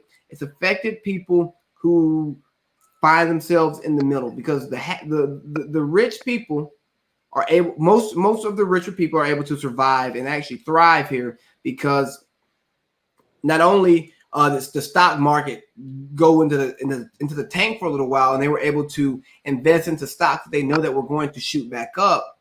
Those who didn't have were the ones who were losing jobs and not able to even balance themselves out. We have big business being bailed out during this time, but we have so many people who can't pay rent and landlords kicking them out because they can't make their payments because the money's not coming in, and the money is given to the top with the expectation of trickle down. But trickle down economics only works if the money trickles down, but the money doesn't trickle down. Mm-hmm. So that's why I think there needs to just be a redistribution of wealth. But how you get there, I don't know, and I'm not comfortable speaking on, because I'm also not comfortable outside of taxes, right? Saying, hey, this is yours, you earn this, let me take that from you. Yeah. But how do we create a system that, or I won't say, but levels the playing field in a way that this American dream that we all want to pursue is actually real for people who don't have the same starting point. And I think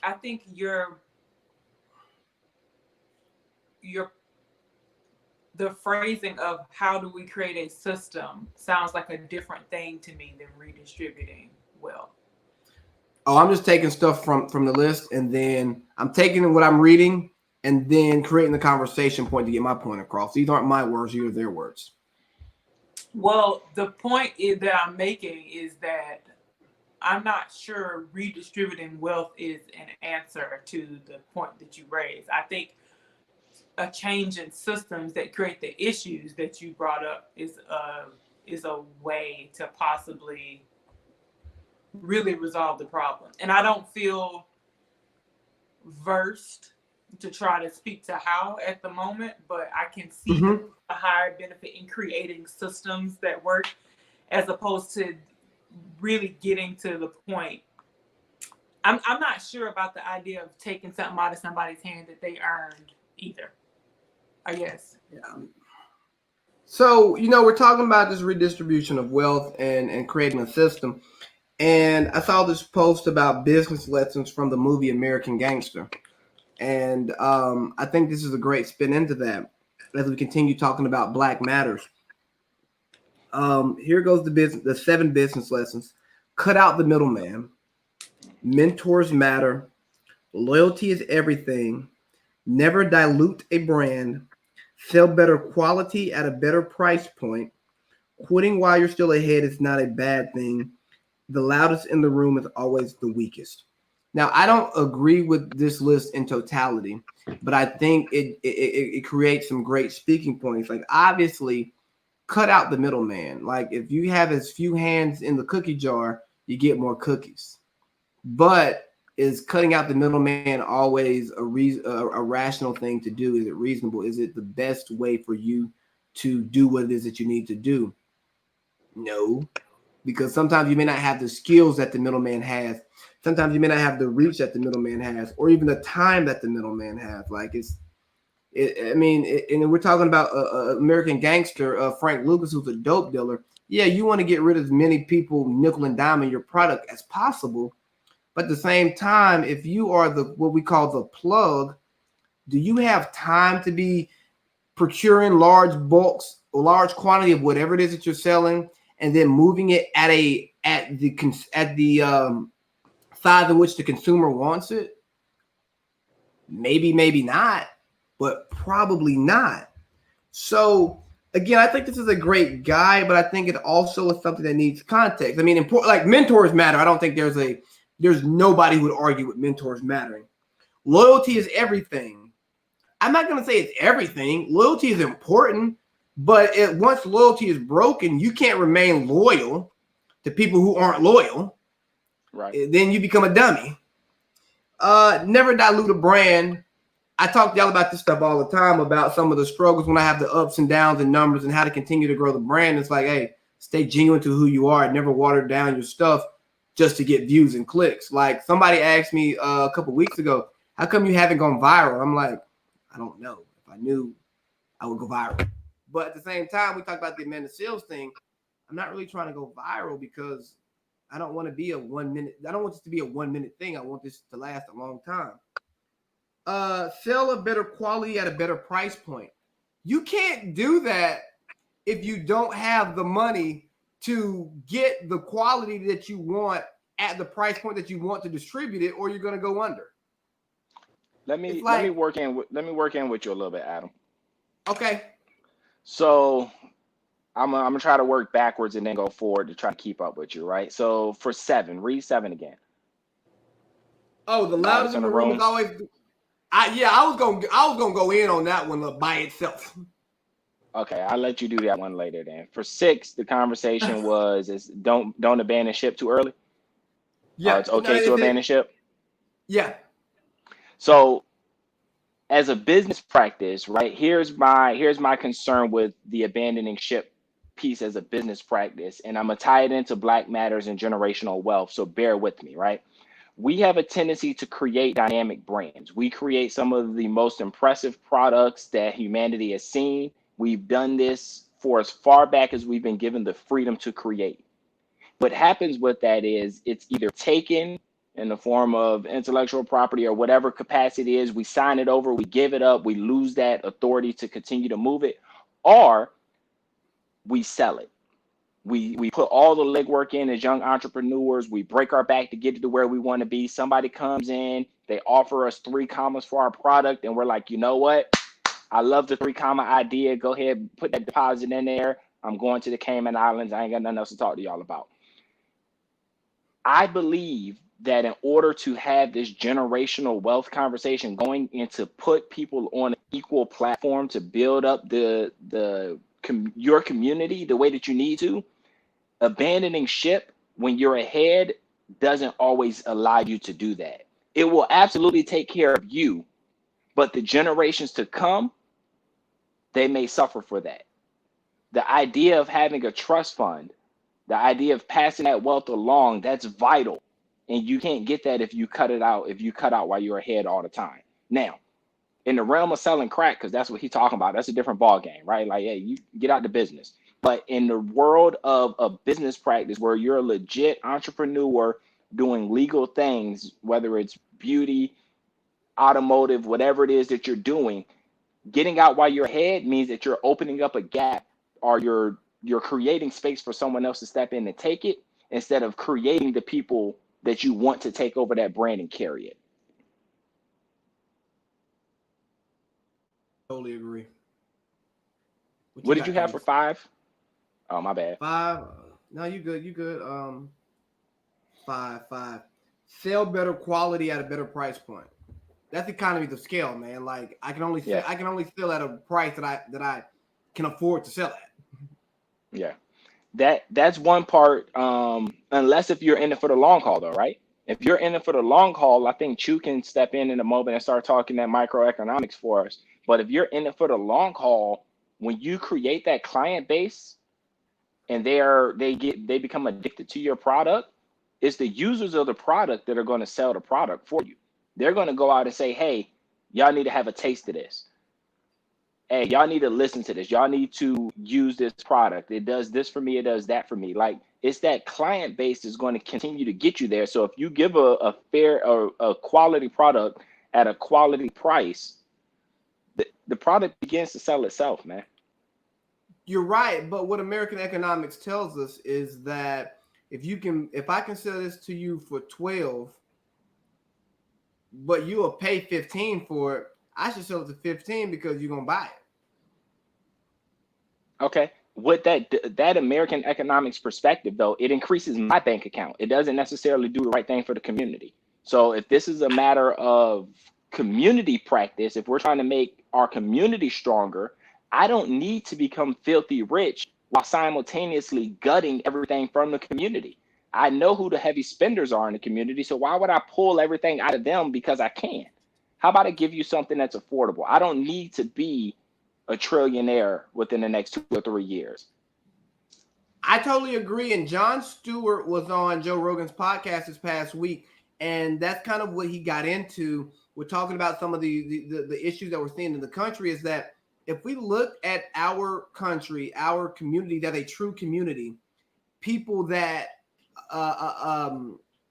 treating people in a way that we want to be treated, creating an environment that we want to live in, want our kids to grow up in, and treating people in that same environment the way we would want our children to be treated, then half of these problems would go away. The greed piece would go away. But it's just, we don't look at it like that. We look at our plot of land in a neighborhood. We don't care about the neighborhood. We care about our plot because we're going to build up our fence. We're going to put a gate on it so you can't get in there anyways if I'm not comfortable with you. And that's where we go. So, and I think the last one on this one before we transition into the Wayne topics, or no, we're going to hit something up before the Wayne topics. It's the loudest in the room is always the weakest. Maybe they say a hit dog will holler because I'm loud as hell. So when I read this, I'm like, I can't get with that because I've been in the room with some weak people and they was quiet. I've been in the room with some strong people. They were loud. And I think understanding the room that you're in and adjusting your volume properly is important. But again, we're taking dope dealer principles and trying to apply them to real life. And I think that is unsafe without the proper context, because you will have somebody who thinks, oh, I have to change my entire personality to show my strength. No, bro, just be you. And I think it's comfortable being who you are, being comfortable in your own skin. And that's kind of where you should be at when you're in the room, whether you're loud, you're quiet. Like Wayne, reserved wisdom. Chu, we played sports together. Chu might not say a word the whole game. Candice, I haven't competed with you, so I still don't know how I feel about you. Loud, quiet. I was talking competitor. Okay, so it doesn't change the person that you are just because of the volume in which you use, or maybe that's just me trying to say, hey, I'm loud, and you ain't gonna call me weak because I'm loud.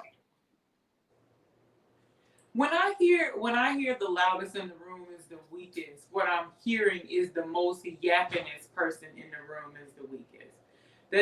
That's not necessarily to me about volume. It's more about quantity. And maybe the word is not the most talkingest, and it does say the loudest person, but I just hear that as the person with the most to say, and the person with the most to say usually has the least ability to back it up. I've heard you play basketball before, Adam, and have some choice comments, but you don't be talking the whole time. And usually when you say something, it's at a good moment, and it's a strategic. So I think that's a little bit different. Strategic is good because there's nothing positive about anything Adam says when he plays any sport. But you also have to understand what he's trying to do. Exactly. Me personally, I've been a decent athlete for most of my life, but I'm not a shit talker. So when I've Let's talked, not say decent. You're above average. You're a Division I football player. that's the point. When I talk shit, I throw myself out of my game, so I don't talk shit. I realized that shit when I was in middle school. I don't talk shit because when I do, I throw myself out of my game. So I'm gonna be quiet already. But if I got a teammate that talks shit, i.e. Adam, I will hype him up. I ain't gotta say nothing. He gonna talk shit. I'll hype him up, and I'll be good. My game be good. He's gonna say everything that needs to be said. He'll throw everybody on the other team off because they're trying to bark better. I ain't gotta say nothing. But I understood early that I can't talk shit and be the best that I need to be. But I've always had shit talking teammates. Not when we got our ex, we were just some real shit. When me and Adam started playing together, it's like, oh, that's a word. no, for real. Like Adam got a mouth. Like if I was playing against Adam, I would probably be waiting on him outside of the gate after the game. It's a lot. I've heard that one many times. Like I better not see you around town. Yeah, like bro, if I ever see you, I remember one of my homeboys was telling me about kicking it with some dude years after high school and asked about who's that number 2 that played corner for y'all. Cause I want to see him. I'm like, bro, that was 3 years ago, dog. For one, you're not gonna see me. And two, if you do see me, you better kill me before I get 911 dialed because I'm getting them boys on the way. One time you told somebody you called out at somebody from the other side of the court. He can't even make a layup. Yeah, Crump. I'm his kryptonite. Yeah, I know. I'm Crump's kryptonite. He missed. No, it wasn't a layup. My bad. He was at the free throw line, and you was like, he can't make a free throw. And then when he missed it, he was like, told y'all. And I was like, this boy is about to get in a fight on the basketball court. The thing is, though, when I'm talking to these people, I very rarely use fighting words. I curse, but I don't use like fighting words toward them. I just say things about their ability to do things. Like one dude told me not to say his name. So I said, okay, I will call you Lord Voldemort because that's whose name we shall not say. So that's what the Harry Potter books say. So I was like, okay, Lord Voldemort. I can't say your name. I respect that.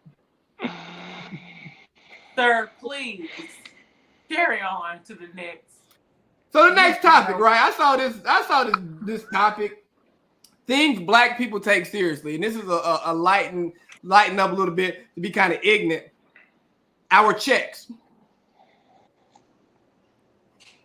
Don't pay me late. Who the fuck does not take that personally though? Like, if I'm supposed to get paid today, you don't pay me. People that don't notice the deposit. Never mind. There are some black people like that too. You're right. Yeah. You're right. There's a reason. There's some folks out there that didn't notice the change. That's true. There's a reason why Digit tell me my account balance every day. The irony of that.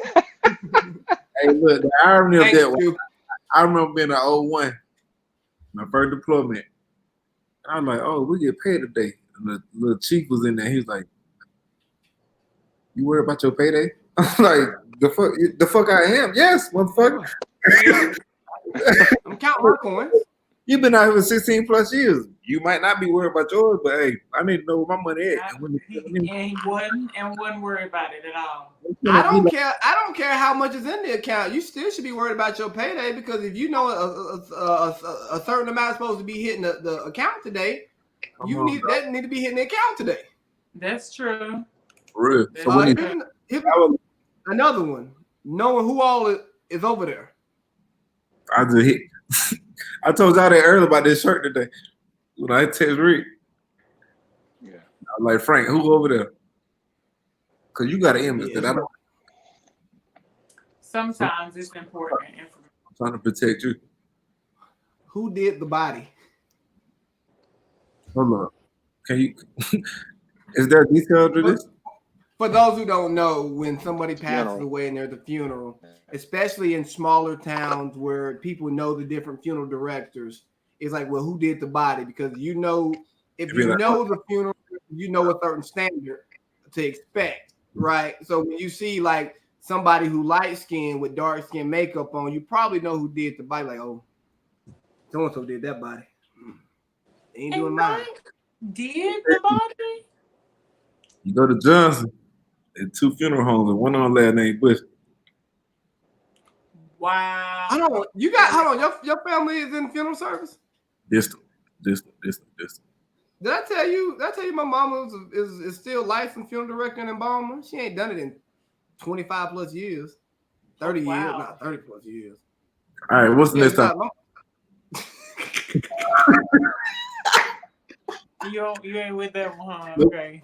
Hey, we're not finna go down there. What's the next one? Yeah, no. That's a rabbit hole that don't nobody want to hear about. Spades. Oh. I mean, it's what competitive. What are we talking about? I personally prefer Uno. Things black people take seriously. Oh, niggas take spades serious. Like you can lose family members over spades. Because people be too serious about spades. Right. You keep. I don't know. You still friends with you and Jay still cool. And every time y'all been partners and I sat down across from y'all got whipped. So I don't know. Maybe y'all don't take it that serious. Maybe y'all all right. There was one time and we was drunk on the way to another event. So see, I don't see the correlation. What I'm talking about right here. What we're trying to do is say what you got to say, and it is what it is. But your same partner, I done beat his ass since you've been gone. Where he should have never played it again. Hold on. Who?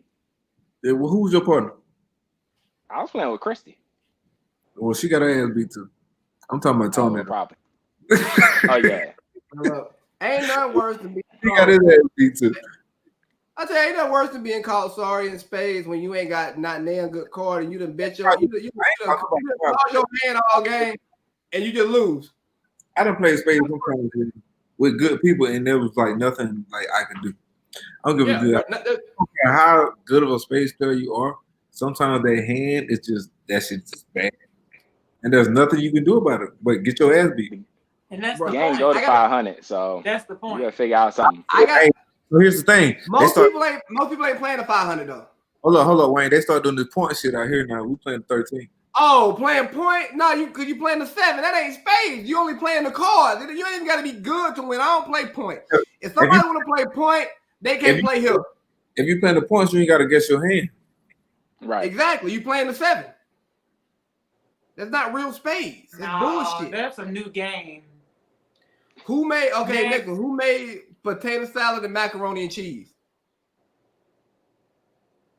Shit, I made both of them today. The likelihood of me eating your food is pretty low regardless. So if I got to ask the question of who made it, I'm probably not showing up anyway. Hey, Candice. Remember when Adam was trying to cook the wings, Candice? We chilling and we look behind. He over there getting burned by grease. They was good though. Them wings was good. I probably was pulling them out the grease with my hands. No, this is when you put it in. No. Your ass up. You put a little watery wing in there. Still has some water. It still had a little moisture on it. We saw what we heard that thing pop. We all turned around. And you was in there cussing. flying Me around. cussing? No, not me. I rebranded. Just All right. rebrand, This friend. was Bahrain when he was still on TV. Yeah. I don't know what Hell you're on talking wheels. about. I ain't stole a goddamn thing. Something about splitting poles. I don't take splitting poles seriously, so we're gonna skip that one. Not putting purses on. No, someone has grabbed me by the shirt to pull me around a pole before. You should have slapped Some the hell people out of do him. take it seriously. Oh, that was just. Go ahead. Let me What tell you about about. putting purses on the floor? No, let me tell you about this superstitious shit. Fuck that Okay, split. how about you? I ain't got much to say. I'm just saying, fuck that split pole stuff. Same thing, boss. I don't care nothing. Not putting purses on the floor. I can't speak to that one, Candice. I don't carry a purse. I don't even know what it means. You don't put your purse on the floor. Nah, no, this is what I'm gonna tell you. I'm gonna tell you what it is, Wayne. It's certain purses that they don't want you to put on the floor. When they get that Louis V or that Gucci, then you can't put that on the floor. But if it's guest, you can put it on the floor. Got it. It depends on who guest purse is. So next topic. Am I supposed to know the difference between these purses? Because if it's in the chair and I want to sit in the chair, Right. You're not. I'm not I'm gonna finna ask one time, this you? stand up because your little fancy purse is in the chair. You better hold it in your lap. But next topic. I didn't know this was a thing until I read this list just now, to be honest with you. Big Luther versus Skinny Luther. But they don't Next. care about that. They just notice it. So, however, some black people seem to think that Skinny Luther was not performing as well. Well, he was also probably old. because he probably was going Thank through you. it with his secret Thank lover. Next topic. Wow. Not cutting the baby. Not cutting the baby's hair before 1.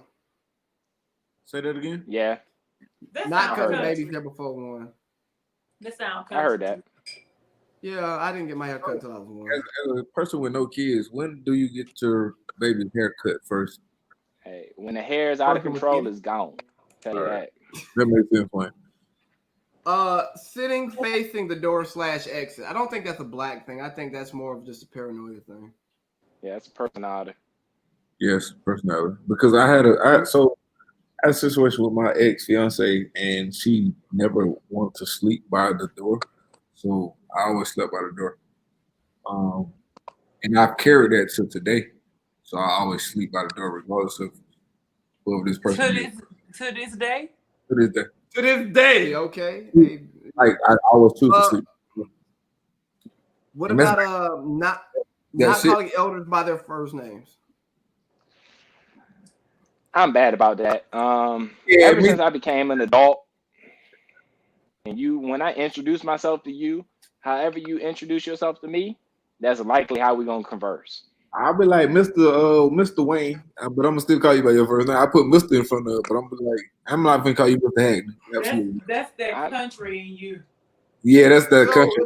That was my hardest adjustment going to the military when I had to talk to these chiefs and gunnery sergeants and call them not call them sir, because they take that shit personal. Yeah, I'm a working man. Don't call me sir. Well, Hey. don't offend what I do, son of a bitch. 18-year-old me Dude. calling me South Carolina, dog. Like, what you like? Bro, ain't no disrespect. This is how I was raised. Don't call me that. Yeah, I got it. Get out my face. I'll dog. say that I struggled as I've gotten older, though. If I met you and you were Mr. Last name, okay, cool. But if I meet somebody who's 60 now, Willie right now.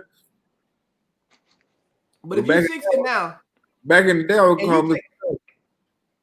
and you think I'm gonna call you not your first name? Nah, we all grown. We grown here. We all pay our own bills. Nigga. Fighting words now. Sweeping near your table. Say that again. Sweeping near the table. I thought it was just sweeping feet. He said sweeping near your table, but I thought it was just sweeping people's feet or some shit like that. No, I've been in plenty of barber chairs. Maybe sweep around my chair. Yeah, but that's different. We talking about where the food at. Well, yeah, that's nasty. You don't be sweeping by the food. You don't have. Yeah, you don't want all them particles up in the air getting in the food, even though they still in the food anyway. And just like people who want to have their dog, Nah, it's people gonna have their dogs in the kitchen. I remember I was at someone's house cooking, and a dog shows up, and the dog comes running in the kitchen. I said, "Get that dog out this kitchen while I'm cooking." You was cooking somebody? We was having family dinner here in Monterey one day. And I was like, "Look, dogs don't belong in the kitchen, huh?" I said, "You didn't answer my question." What'd you say? You was cooking this. Yes. Yeah, I was cooking in somebody else's kitchen. All you had to say was yeah. Yeah, you know, I always end up cooking. He was explaining who kitchen it was, so you didn't carry on asking questions that was unauthorized. Yeah, you trying to ask me questions to tell people stuff like that? Oh no, that's not where I was going with that. It's not at all. But anywho, next but you wanted to be I know sure. where you was going. I know what you mean have about to do cooking all in somebody that. else's kitchen. Let it go. Let me see. I think this one is stupid. Being offered a bag after a purchase. The fuck? Being offered what? A bag after a purchase. What? Yeah, exactly. Yeah. Oh, so you in the grocery store, you buy apple juice, and they don't give you a bag for the apple juice. They want you to carry out with your hand instead of giving you a bag to put your apple juice in. No, like, I'm getting a bag because y'all gonna think I stole this shit. Give me a bag and a receipt. When you said a bag, I thought you were talking about a young version of a bag. Like, you want a bag? I got a bag. Dude, like, ain't nobody young on here. Wow, wow. I feel disrespected. Not young, well. Look here, we ain't young people. Young people to me are 19 and 20. Young people can't buy beer. Speaking when you enter a room. Oh, don't walk in my house and not speak. Adam, you do that. I don't care for that too much. You do that. Not speaking. Yeah, I'm disrespectful though. You don't come in my house and be disrespectful. Well, I do the same shit. I don't speak to when I walk into a room, I don't speak to everybody. I don't think I'm disrespectful, but I'm just not a speakful person unless I know you. I speak to the people. I speak to the people I know and like. Cause I don't want people to take Rain everybody. Any form of Rain is very disrespectful. I don't think it's a matter of respect. I just need to get the temperature of the room. I got to figure out who went there. Because once I open my mouth, I can base it on what looks y'all give, and I can make sure I address the situation accordingly. Listen, them looks you speak that way.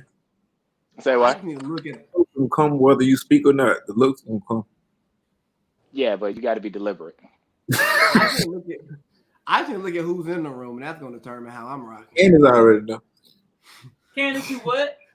Candice already know. Look, after whenever this is over, it's a private conversation we're gonna have. Oh, okay. Okay. Street clothes on the bed. I think this is one that's real. Like, don't put your nasty ass clothes on my bed. No. You don't put your nasty on the bed before. Like, it's your guest why bed. you on the bed anyway? You got a whole couch in there. Why? What are you touching the bed for? Get away from the bed anyway. Somebody on his couch. Trying to be in there. Now, let's go back fast real behind quick. on my room. Let's go back real quick to the walking in and not speaking. All right. A bigger problem, I think, is leaving and not speaking. I speak when I leave. That mean you trying to slip out. I done met you by then, so I'm gonna leave. When I leave, I'm gonna speak. But when I walk in there, I don't know you yet, so I'm gonna feel the vibe out. Sometimes you gotta slip out of there. You don't need to speak when you leave. You don't need everybody to know you're leaving. No, you gonna know. But we don't really care too much for, oh, you didn't speak when you left. That might be brought up for a couple of holidays.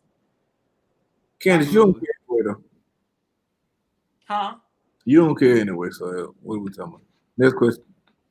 Usually no. Not responding to being called with what? Say that again. I guess so when somebody say your name, they be like, "Hey, Trevez," and you tell them some what? So when I was a child, I wouldn't respond to my mom like that. But now that I'm grown, when I say what, I don't mean no disrespect. I can say, "Huh? Yes." Yeah. What? Last one, so we can talk about Wayne's questions. Yeah, who's crunching? Not eating food at potlucks. I ain't eating y'all's nasty potluck shit. You miss me with that. It depends on who cooking. If Adam is like, yeah, I'm gonna do my thing, I'll eat what Adam put together. I'm all right, cool. When I know you, I'll put your food together. What's up? Wayne, family events is different. Yeah. No, it ain't. Well, typically, I got some family members and friends that they just can't cook. So when I say family, I mean the people. When I say family, I mean the people that you're close to. Like that you fuck Me with. too. You know. I have people that we are close to that I know can't cook. I'm not eating your food. I know you can't cook. You Wayne, order everything for a reason. Wayne, you know what I'm talking about right now. I When I do. And I'm trying to tell you, there are people, if you've seen me move at Adam's place, there are dishes that I will walk by. I ask questions like, who made this? Oh, okay. It looks interesting. all right, I got Hmm. it. I'm tracking, dog. I'm tracking. Hey, That's funny as hell, though. I ain't never paid that's attention funny. to this. I remember when we had the work Christmas party, and it was like a table of us playing spades, and I don't think we ate anything but the salad that was there because there wasn't nobody eating that food them folks brought in there. I feel you. I feel you. I get it. Well, I want to get to your topics, Wayne, but hell, we got a skeleton crew right now, Hey and man, it changes nothing, man. Let me I got one thing I'm gonna do it like this, if you don't mind. okay, talk to me. So Hey, this is your world. earlier you talked about reparations, right? Mm-hmm. And one of the things that I have stood against was the idea of reparations. The reason why I stood against it was because I simply couldn't wrap my mind around this one important thing to me, and that's who's going to pay for it. So earlier you mentioned the idea of redistribution of wealth and things of that nature from one of the conversations we were having. All those things are interesting concepts. I don't get behind the idea of redistribution of wealth, but I do get behind this idea. When you're presented with new information, what do you do with it? How do you respond to that, right? I have had a lot of gaps as far as the history of this nation and what people went through in order to get to where we are today. There are a lot of things that I just haven't had the opportunity to read because I didn't know there were things. One of those things that's out there is de jure segregation, or that law. De jure segregation is essentially where the government put laws and practices into place. They put things into place that allowed businesses, institutions, loans, companies, things in that nature to say, no, you don't have to serve such and such demographic of people. When we go back to the time after World War II, that's one of the major things that occurred in this nation, in the area not too far from where you are. And I would encourage you to just go out there and take a visit in Palo Alto. Palo Alto has two parts to it. It's the part that everybody is very familiar with Stanford University and all the fancy little shopping centers and stuff like that over there. And the hood. And then it has the part that I got familiar with because when I was stationed in San Jose, that's where my barber was, in Palo Alto. The difference is I didn't understand how huge of a divide it was until all of a sudden I drove past this one little store and then everything started looking different. And I could see in that moment an extreme difference in the environments that I was in. The houses were horrible. The cars were dope. Um, the people were less kept together, but the community seemed live. There were people. They were on the streets. They were happy. They were joking. They were talking, but they just didn't seem very well kept. Where a couple of blocks ago, people seemed pretty well put together. I say that to say my perspective on redlining has changed with new information. Initially, I was under the impression, I always looked at redlining as a bad business practice, right? Like, why would you invest in a community that is falling apart? That was my perspective on redlining. Mm-hmm. Why would I pour hundreds of thousands of dollars into this neighborhood, buying these homes and rebranding them when I know that property value is driven by everything else that's going on around it? But then when I started looking back over the Richmond Housing Project, Richmond, California, not Richmond, Virginia, and I looked at the relationship of the Ford plant and how they started handling business when African Americans were coming in to get employed, I was able to realize that the loan agencies, the banks, the realtors, They intentionally said, hey, if a person of color comes in, you are not to sell to them. Then the laws came into place that supported that. The government then stepped in and said, hey, what we're going to do is we're going to sanction you to allow you to have that type of comfort and peace of mind. So I say all that to say, for me, with new information, I think that there are reparations that should be paid, and they should be paid by the loan agencies, the banks, the real estate companies that were able to capitalize and grow wealth from those people that they intentionally pushed away and segregated as jobs moved from place to place. I digress.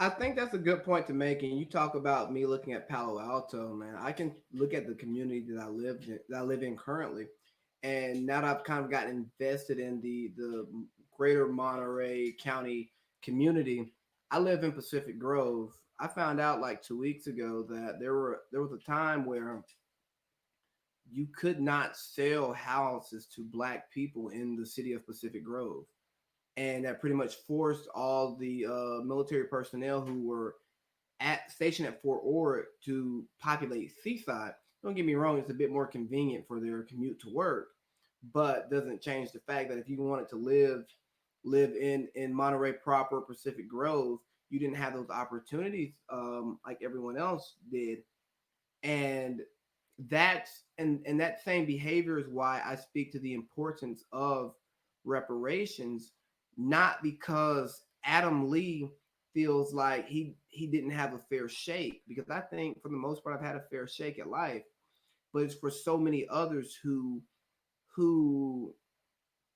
are put in different situations because their descendants were not given a fair opportunity to get what they deserved. And you talk about post World War II, you can think about the soldiers who came home who didn't get a GI Bill, who didn't get a VA loan like everyone else did. It was like, no, you did what you earned this, you raped this, but because of the color of your skin, we're not going to allow you to reap the government benefits. I tell some people, I'm like, look, I don't care how you feel about your country. If you don't know what you want to do from 18 to 22, join the military, because you can go buy a house for no money down.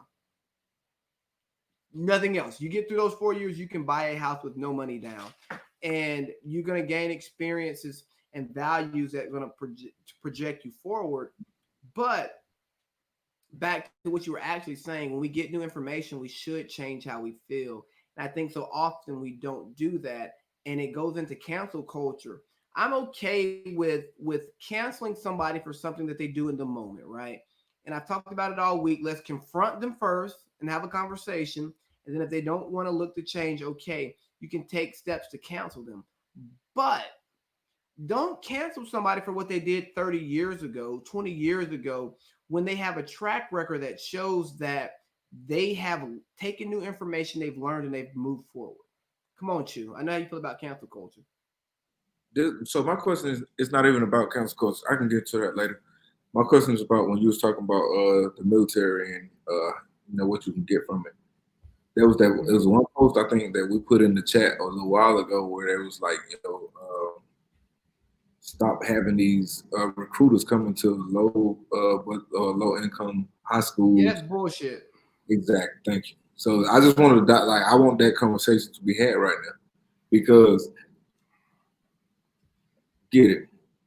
If some of these kids go to the military and some of them they just go to the military and then some of them they get something out of it. But what are the other options in a lot of low income areas? Screech. But it's better to go into the streets and do what the streets say, instead of being a arm of a corrupt government, or a government that some people think is corrupt, or a government that doesn't care about you as an individual. So you should just, do whatever it is that you want to do and not use the benefits that can be afforded to you, because joining the military could be the government buying your silence and buying your labor for however long, instead of, you actually believing what the government has to offer. And I know you're playing the devil right now, so I'm not gonna say nothing. Well, somebody has to say something because if I'm playing like I gotta play the devil for somebody to give the counter argument so that the people can get the point that actually matters from the conversation. Fuck you too. Let me throw this in your lap, Adam. If I were to say to you that what we know as cancel culture, other people consider blackballing. If I were to say to you that that is the business form of redlining, what would your response to that be? I don't have a response to it because you're absolutely right. And But you're then we're gonna supposed sit to have here a and say, response. That's not how this is supposed to go. You're supposed to have a response. Because if "Hey I'm Wayne, playing the advocate and you don't have, Come on, Wayne, Charlamagne again. you don't, y'all don't dictate what I do around here. Hold God on, damn it. hold But on. Most of your people that you bring on here don't. But yeah, what he I know told y'all. we bought into this right way. Yeah, y'all are different. Yeah. But no, so on a serious note, I will say one can come from a actual form of valid cancellation or valid blackballing, whereas another one is blackballing because of a prejudice, because of a prejudice that holds no weight or no validity. Like there's no reason behind the reasons for keeping people out of that community. I want something from this red lipstick over here. I need something. You've been in and out quiet for 30 minutes. We need to hear your voice, Queen. I actually got the hoop earring on too. Yeah, she ain't trying to make a statement. She just remembered what you said about 2 months ago and lost her again. Yeah, she gonna leave. Lord have mercy. Is she talking to us in the chat? Nah, she gonna. I don't know what Okay, she said chip bag was being yeah, she crumbled. got to adjust. So tell her. what I'm gonna try to do is kill this dead air and not stutter too much because I hate people who stutter. Um, so she can come on as we get ready to sign out because it's been 2 hours and people are supposed to be arriving to my house in an hour or two. I don't remember if I told them 2 or 3 o'clock, and I want to take a nap. But this conversation has been absolutely great. Y'all have been absolutely great, man. I enjoy these conversations that we have, and it seems like we didn't have topics 3 days ago. Shit, the topic that we talked about today was way off of what our actual topic was. Well, that was the point. I mean, all we needed was just something to start the Yeah, conversation. it always happened that way. I think you sent us a list of like 10 topics, and we might have hit 3. Yeah, because I brought some of them together. Then some of them I looked at. I said those aren't real topics. So Well, it just, I'm not. just It's all good. But it was crazy how the prenup topic went into love. I don't think we've ever talked about that before.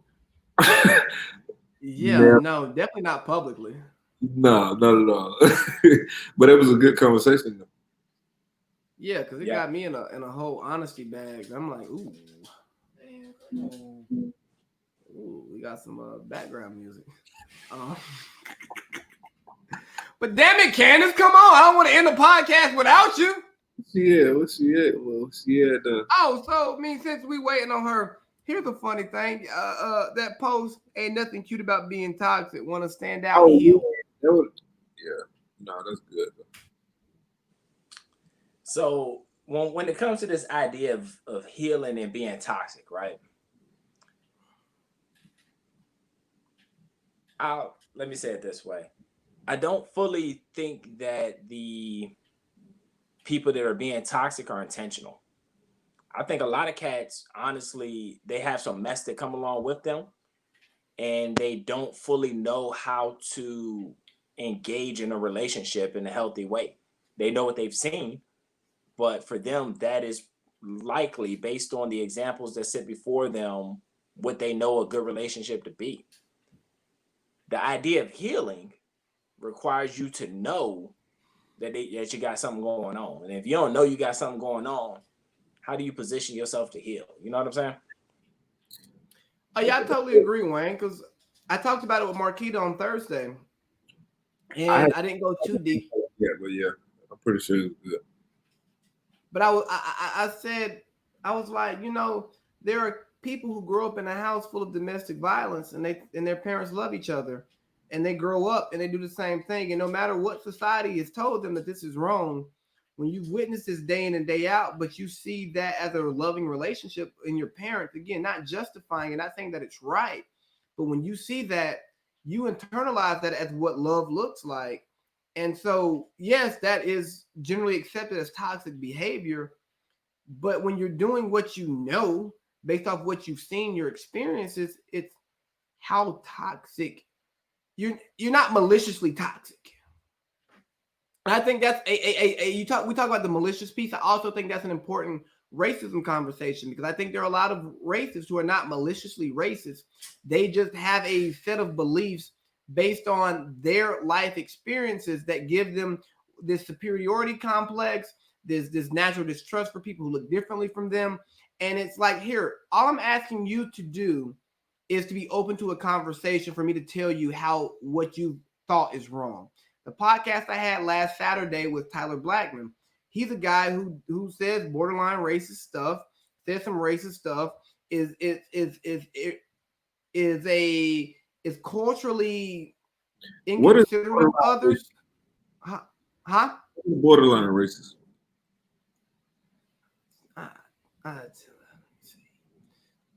Borderline racist. When we talked about the Minneapolis thing, Right, if you focus on the we'll talk about that later. Continue your rant. Okay. But the point of the conversation was, it was like, hey man, I see a gap in your character that should be filled, right? If you're open to having that conversation and looking to see a different perspective and then applying that forward, I don't have as much of an issue with you as somebody who is just, I feel this way and this is the way I feel. Well, no, bro, let's have a conversation, because a person could legitimately have a natural distrust for people who look differently from them because their experiences have all been poor experiences. And I can understand it, not agree with it, but understand where they're coming from. But it's like, hey, let me tell you you're wrong, or how you're wrong, or my perspective. We have a conversation. I understand where you're coming from. You understand where I'm coming from. And then we move forward. Maybe I'm too much of a sympathizer, though. You don't always fucking sympathize, though, so that's not what we're gonna do. True. So, but yeah, look, man, I'm not gonna kill this dead space. We love you, Candice, but we're gonna have to close out without you, Queen. Sorry that Candice was not here for the closeout. Thank you for your commentary, Chew Wayne. Thank you for coming on the podcast. We'll see you guys again next month. Thank you all for your support in the Juneteenth, July 4th shirts. Shout out to Candice, because she actually came up with the design. It was a little brainchild project that we worked. Thanks to everyone who supported it. Big shout out to my friends from Morehouse who purchased, the Bahrain family who purchased, and the Monterey community. Y'all really showed out on supporting the shirts. To all y'all people in Cartersville who swear y'all support me, not too many of y'all order t-shirts. So yeah, don't tell me you support. Oh, here she comes. Don't tell me you support me in my DM. Show me that you support me publicly, and not just from spending your money with me, but being a participant in this empire, this conversation that we're trying to build. I still love y'all. I ain't holding it against you. Candice, we were signing out without you. I know. I just came to wave and be here for the after. Yeah.